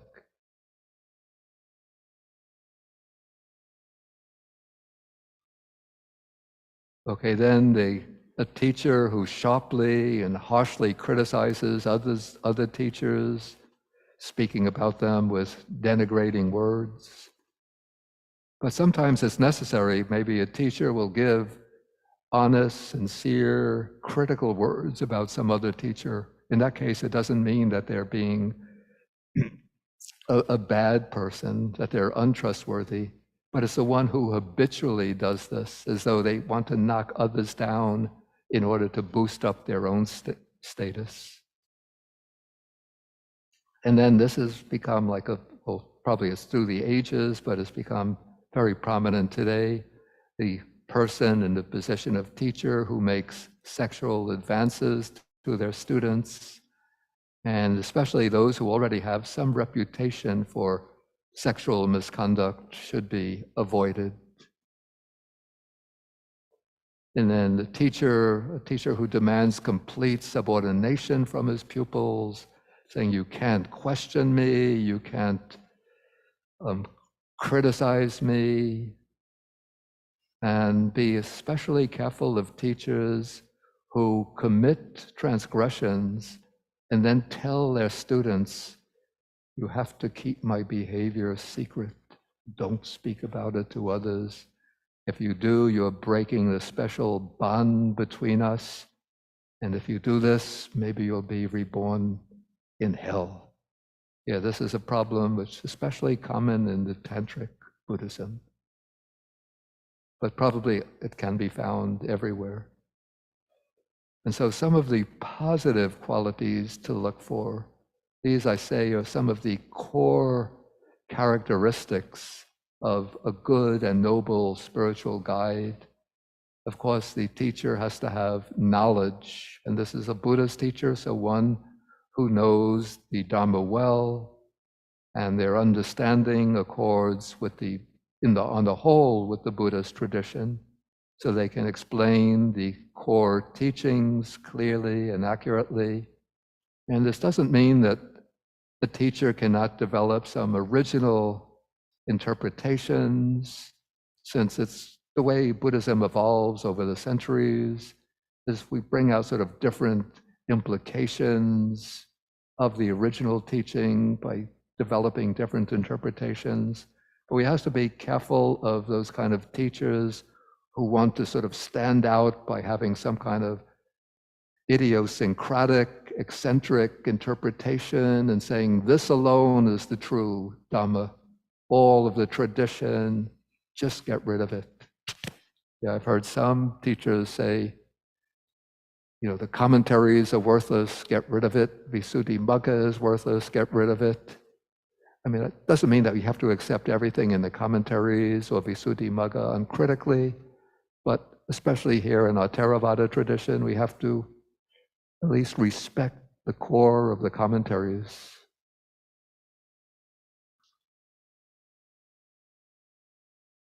Okay, so we have the positive qualities to look for: knowledge and fidelity, faithfulness to the tradition. They should be diligent, that is, devoted to the practice. Knowledge alone is not enough. And they should have moral rectitude. The conduct should accord with the precepts. They should have the sense of moral restraint over the senses, being content, honest, mentally balanced. In monastics, basic adherence to the Vinaya and the training rules or silas. But for the lay people, don't expect perfection in monastics. And then this is something that I notice quite often in Sri Lanka. Sometimes lay people have a kind of eagle eye, hawk's eye, looking at the monastics, and if there's any little slip up in the observance, become so critical, and then they just completely denigrate that monk. Usually it's, of course, it's usually a monk that they denigrate and just reject them out of hand. Of course, we're still human beings, we have little faults, but it's a basic core of moral righteousness and uprightness, rectitude that we need. And then there's probably one of the most important quality is kindness, being compassionate, being patient, rejoicing in the good qualities of others without jealousy and envy, and rejoicing in other teachers who are honest and trustworthy, so they're not in this sense of rivalry and competitiveness. And the basic sort of benefit of associating with sappurisa, with good persons, particularly those in positions of the teacher. We see some of these words in the Dhammapada, in these verses that I've taken. So the text says, if you find an elder who points out your faults and corrects you, you should follow such a sage as a guide to hidden treasure. So you think if the teacher points out your faults and corrects you, what right does he have to correct me? This is democracy, right? I'm just as good as he is. But in this case, when you associate with the sappurisa and they point out your faults, it's like they're pointing out hidden treasure. The hidden treasure is not your faults, but it's that it gives you the opportunity to know your faults and to correct them, and then to develop the good, the opposite qualities.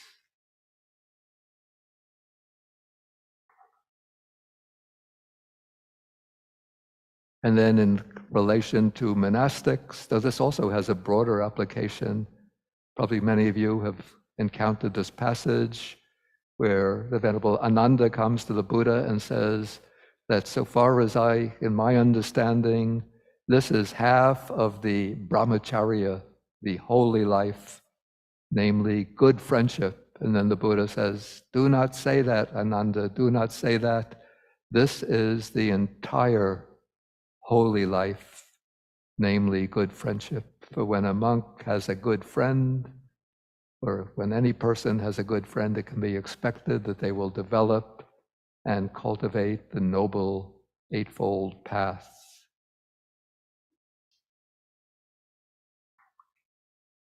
Yeah, and then here the Buddha speaks in relation to monastic life of some of the benefits of having good friends. That when you have a good friend, it can be expected that you'll get to hear good Dhamma talks, talk that opens up the mind.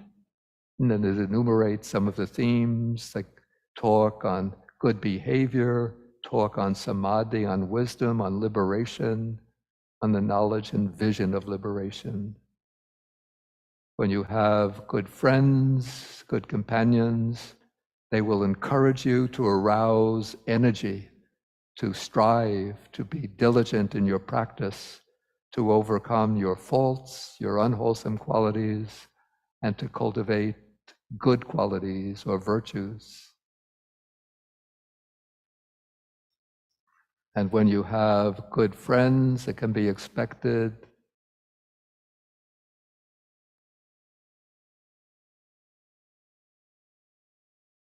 so that when a monk has good friends, good companions, it can be expected that he will be wise, that he'll develop, this is called the wisdom that discerns arising and passing away. That's the wisdom of insight into impermanence.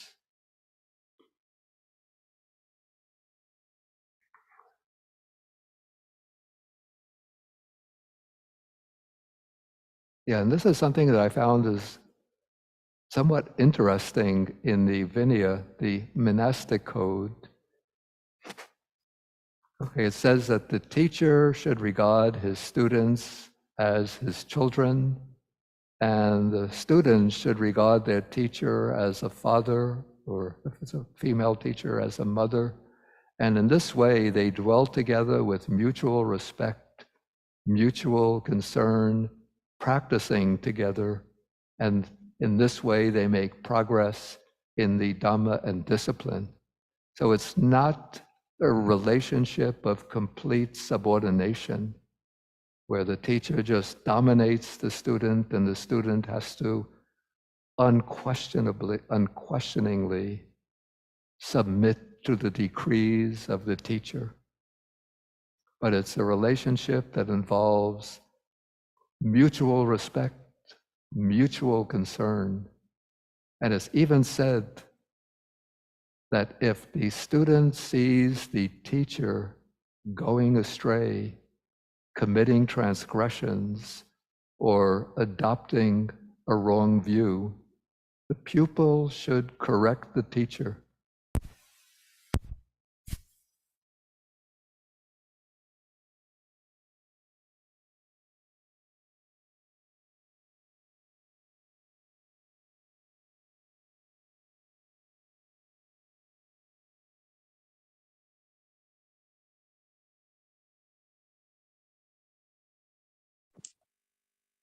Bante, something's happened to your microphone.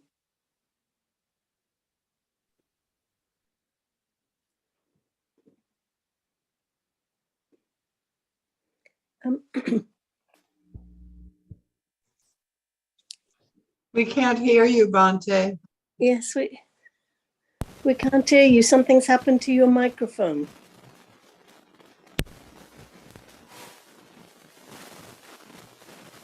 Vision of the Sri Lankan Sangha. But in the original conception, we could say that the teacher maybe is like one generation older than the students, and the students are still people of some degree of maturity. And so if they see the student sees the teacher going astray, then they should, if the student sees the teacher going astray, they should point out their transgressions. If they hold a wrong view, they should try to correct their view. And in this way, they help the teacher to get back onto the right track. Okay, then I took a passage which deals with the role of the Kalyana Mita, the good friend or spiritual friendship or spiritual friend in lay life. And in this sutta, the Buddha is speaking to a group of villagers or townspeople who come to the Buddha and ask for some advice. And one of the items that he mentions as good in his advice is that they should cultivate good friendship. And he says here, you should associate with people who are accomplished in faith. This is saddha, in sila, good behavior, virtuous behavior, generosity, and wisdom. So here we have 1, 2, 3, 4 qualities that the Buddha also often enjoins upon his lay followers. Again, faith here is not blind faith, but it's a trust grounded in reasoned reflection. And then the behavior is behavior governed by the 5 precepts. And then the person that you look up to and associate with should show that spirit of generosity, not miserliness, but ready to practice charity, philanthropy, helping and benefiting others with their wealth and possessions. And they should have wisdom, both practical wisdom in dealing with everyday affairs, and also ideally the wisdom of the Dhamma, some deep, clear understanding of the Dhamma. Especially, probably the Buddha has in mind the wisdom of insight, that wisdom that sees into the arising and passing away of things. And so you associate with these people.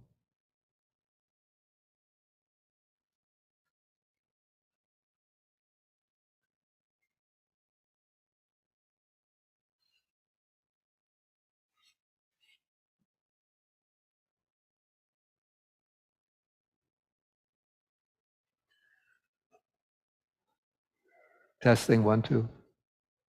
Okay, so you not only when you associate with them, you engage in discussions with them about those qualities. And then you follow their example with respect to those qualities. You follow their example with respect to faith, their conduct, their generosity and wisdom. And so even for lay people who don't have the opportunity often to associate directly with people in the position of Dhamma teachers or monastics, it's good to form like little communities of fellow practitioners who can get together maybe once a week or a few times a month and have some Dhamma discussions, practice meditation together. You could do even like a sutta reading and discuss the sutta, or discuss your own, bring out your own understanding and explore different understandings of a passage. And this way you develop this bond of friendship grounded upon, rooted in a common dedication to the Dhamma and the noble virtues and goals of the Dhamma. And then we have an interesting passage. This is from the Anguttara Nikaya on, I call this the chain of conditions. And it shows everything that flows from associating with good persons. So it starts off, it says that when you associate with good persons, Sappurisa Sangsevana, then you get to hear the good Dhamma. And I know, I said I would treat the 2 factors of stream entry today. But what to do? Yeah, I've taken all the time with explaining, associating with good friends. We'll try to do 2 tomorrow. We'll get all 4 in, don't worry about it. Okay, so when you associate with good persons, sort of the primary reason is, and this is the case of associating with those who are in the position of teachers, then you get to hear the good Dhamma, the true Dhamma. Then when you get to hear the good Dhamma, out of this comes faith. So it arouses this trusting faith. Once you investigate the Dhamma, you explore it, then you place trust in the Dhamma, and then you examine the Dhamma, reflect upon it with yoniso manasikara, which is translated here as careful attention. And then sometimes I have to say the way these factors are arranged seem a bit arbitrary, and you could sort of reshuffle them. So this sequence seems very reasonable. Right association, hearing the good Dhamma, faith, and careful attention. But then out of this comes the practice of mindfulness and clear comprehension, restraint of the sense faculties, the 3 kinds of good conduct. That's good conduct of body, speech, and mind. Those 3 kinds of good conduct are the support for the 4 foundations of mindfulness, the 4 establishments of mindfulness. And then out of that comes the 7 factors of enlightenment. And so we could actually say that we take the 4 establishments of mindfulness and the 7 factors of enlightenment together. These will constitute practice of the Dhamma in accordance with the Dhamma. So this will be the 4th factor for stream entry. And then out of the 7 factors of enlightenment comes the correct knowledge and vision, the knowledge and vision, I'm sorry, the correct knowledge and liberation. So this is vijja and vimutti. So that would be the realization of the goal. So we have in the sequence of conditions, the first factor for stream entry, the second factor explicitly mentioned, the third factor explicitly mentioned, and then the fourth factor for stream entry, the 4 establishments of mindfulness and the 7 factors of enlightenment together can constitute the 4th factor for stream entry practice in accordance with the Dhamma. Okay, so this will be my Dhamma talk for this afternoon. And let us take like maybe a 5-minute break, and then we'll come back at 5:20, and then we can do the chanting. So if you want, you can just go out and do a little walking back and forth, go to the restroom if you wish.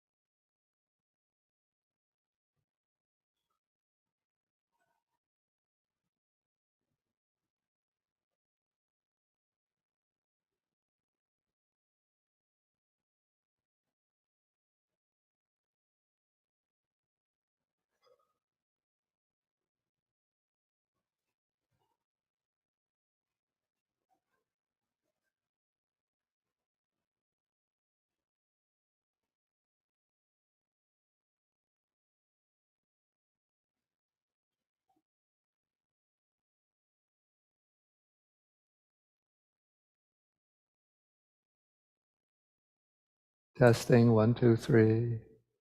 Okay, people can return to their seats.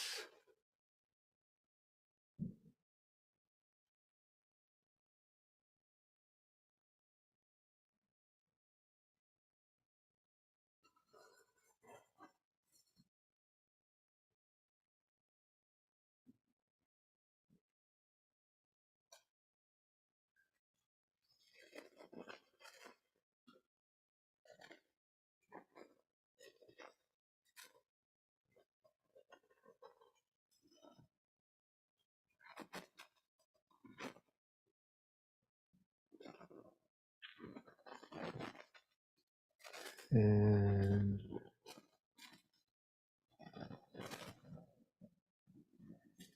okay, so we can begin. We can do sort of mentally, we do 3 bows to the Buddha. 1, well, half bows, do 3 half bows. 2, 3.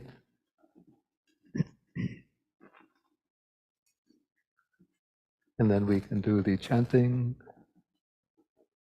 Namo tassa bhagavato arahato sama sambuddhassa. Namo tassa bhagavato arahato sama sambuddhassa. Namo tassa bhagavato arahato sama sambuddhassa. Iti piso bhagava araham samma sambuddho vijacharana sampanno sugato lokavidu anuttaro purisa dhamma sarati satta deva manusanang buddho bhagavati. Namo tassa samma sambuddhassa. Ye cha Buddha atita cha ye cha Buddha anagata pachupanna cha ye Buddha aham vandami sabda nati me saranam manyang buddho me saranam varang. Etena satchavajena hotu me jayamangalang uttamangena vandeham padapangsu varuttamang buddheyo kalito doso buddho kamatu tammamang Buddhang yavani panapariyantang saranam gacchami. And then a half bow to the Buddha.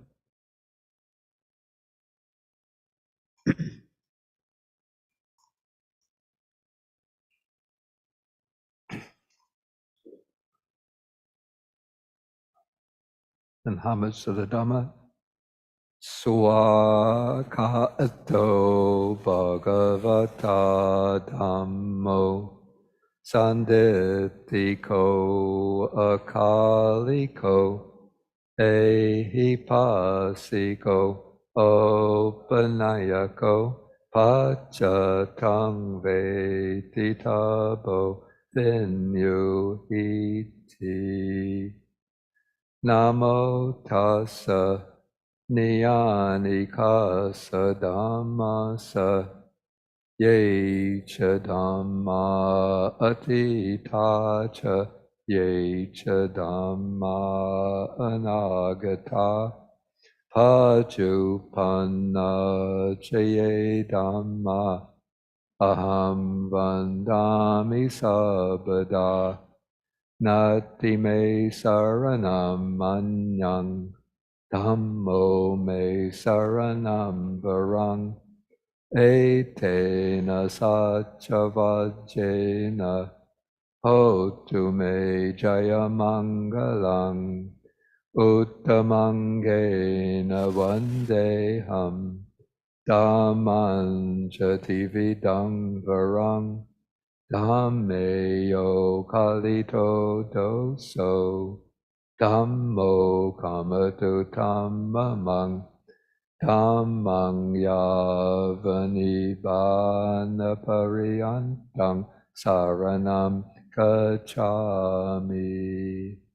And then I bow to the Dhamma.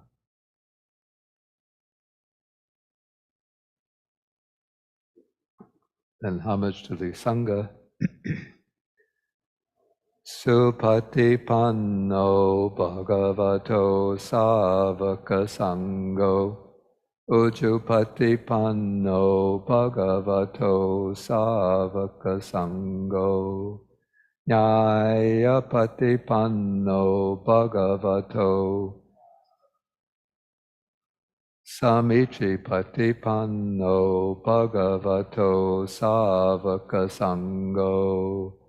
Yadidang Chatari Purisa Yugani Atta Purisa Pugala Esa Bhagavato Savaka Sangho. Ahuneyo Pahuneyo Dakineyo Anjali Karaniyo Anuttaram Punya Ketang Lokasati. Namo tassa atta Arya Pugala Mahasanghasa Ye cha sangha atita cha ye cha sangha anagata pachupanna cha ye sangha aham vandami sabada nati me saranam manyang sangho me saranam varang etena sachavajena hotu me jayamangalang uttamangena vandeham sanghan chatuviduttamang sangheyo kalito doso sangho kamatu dhammamang Sangang Yavanibana Pariyantang Saranam Gacchami. And then they have bowed to the Noble Sangha.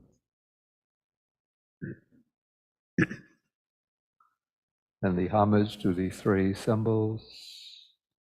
So there's actually four mentioned here. Vandami Chaitiyang Sabang Sabatane Supatiti Tang Saririkadatu Mahabodhing Buddharupang Sakalang Sada. And then another half bow.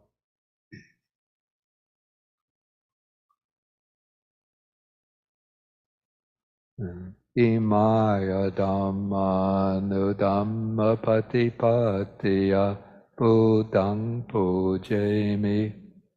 Imaya Dhamma Nudhamma Patipatiya Dhammang Pujemi.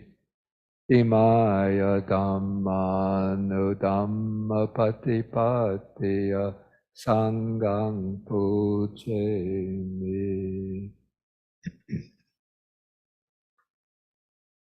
And now we go to, I think it's page 10, no, page to the 8th. Anyway, it's the Metta Sutta. Namo tassa bhagavato arahato sama sambuddhassa.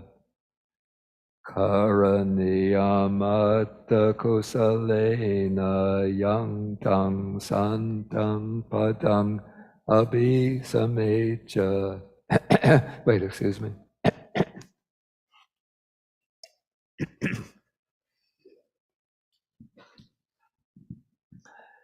Okay, start over. Karaniyamatta kusalena yang tang santang padang abhisamecha. Sako ujuja sujuja suvacho chasamudu anatimani. Santu sako cha subarocha apakicho cha salahukavuti. Santindriyo cha nipako cha apagabo kulesu ananugito. Na cha kudang samachare kinchi. Yena vinyupare upavadeyum. Sukhino va kemino hantu. Sabbe sata bhavantu sukhitata. Ye kechipana bhutati. Tasavatavarava anavasesa. Digavaye mahantava majjimarasakhanukatula. Ditavayeva adita ye chadure vasanti avidure. Bhutava sambhave siva. Sabbe sata bhavantu sukhitata. Naparo parang nikubeta. Nati manyeta katachinam kanchi. Pyaro sanapatika sanya. Nanya manya sadukamicheya. Matayata niyam putang. Ayusa ekaputang anurakhe. Evam visabhabhutesu. Manasam bhavaye aparimanam. Metancha sabbalokasmin. Manasam bhavaye aparimanam. Udang adocha tiriyancha. Asambadam averam asapatam. Titang charang nisinova. Sayanu vayavatasavi gatamito. Etam sating aditeya. Brahmametam viharang idamahu. Diting cha anupagama silava. Dasanena sampanno. Kame suvineya gedam. Nahi jatu kapaseyam. Punariti. Etena satchavajena. Sotite hotu sabada. Etena satchavajena. Sabarogo vinasatu. Etena satchavajena. Hotu te jayamangalam. Sabityo vivajantu. Sabba rogo vinasatu. Mate bhavatu antarayo. Sukhi digayuko bhava. Bhavatu sabba mangalam. Rakantu sabba devata. Sabba bhutanubhavena. Sada soti bhavantu te. Bhavatu sabba mangalam. Rakantu sabba devata. Sabba dhammanubhavena. Sada soti bhavantu te. Bhavatu sabba mangalam. Rakantu sabba devata. Sabba sanganubhavena. Sada soti bhavantu te. Then the sharing of the merits. Akasata chabumata.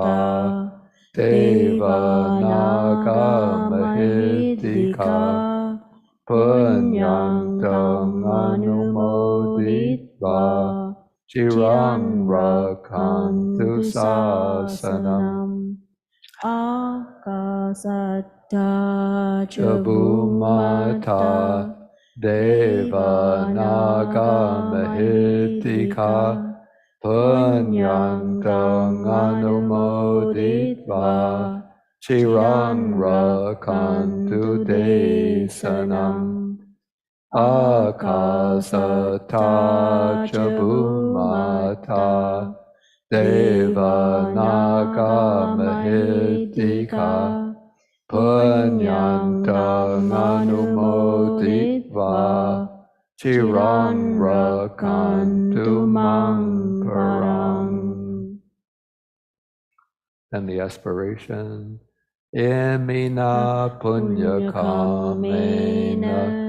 Mame bala samagamo. Satang samagamo hotu. Yavanipanapatia. Idam me punyam. Asavakaya vaham hotu. Sabba dukkha pamuchatu.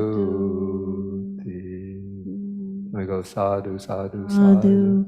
Sadhu, sadhu. Okay, now we could do 3 full bows this time to end the daytime session.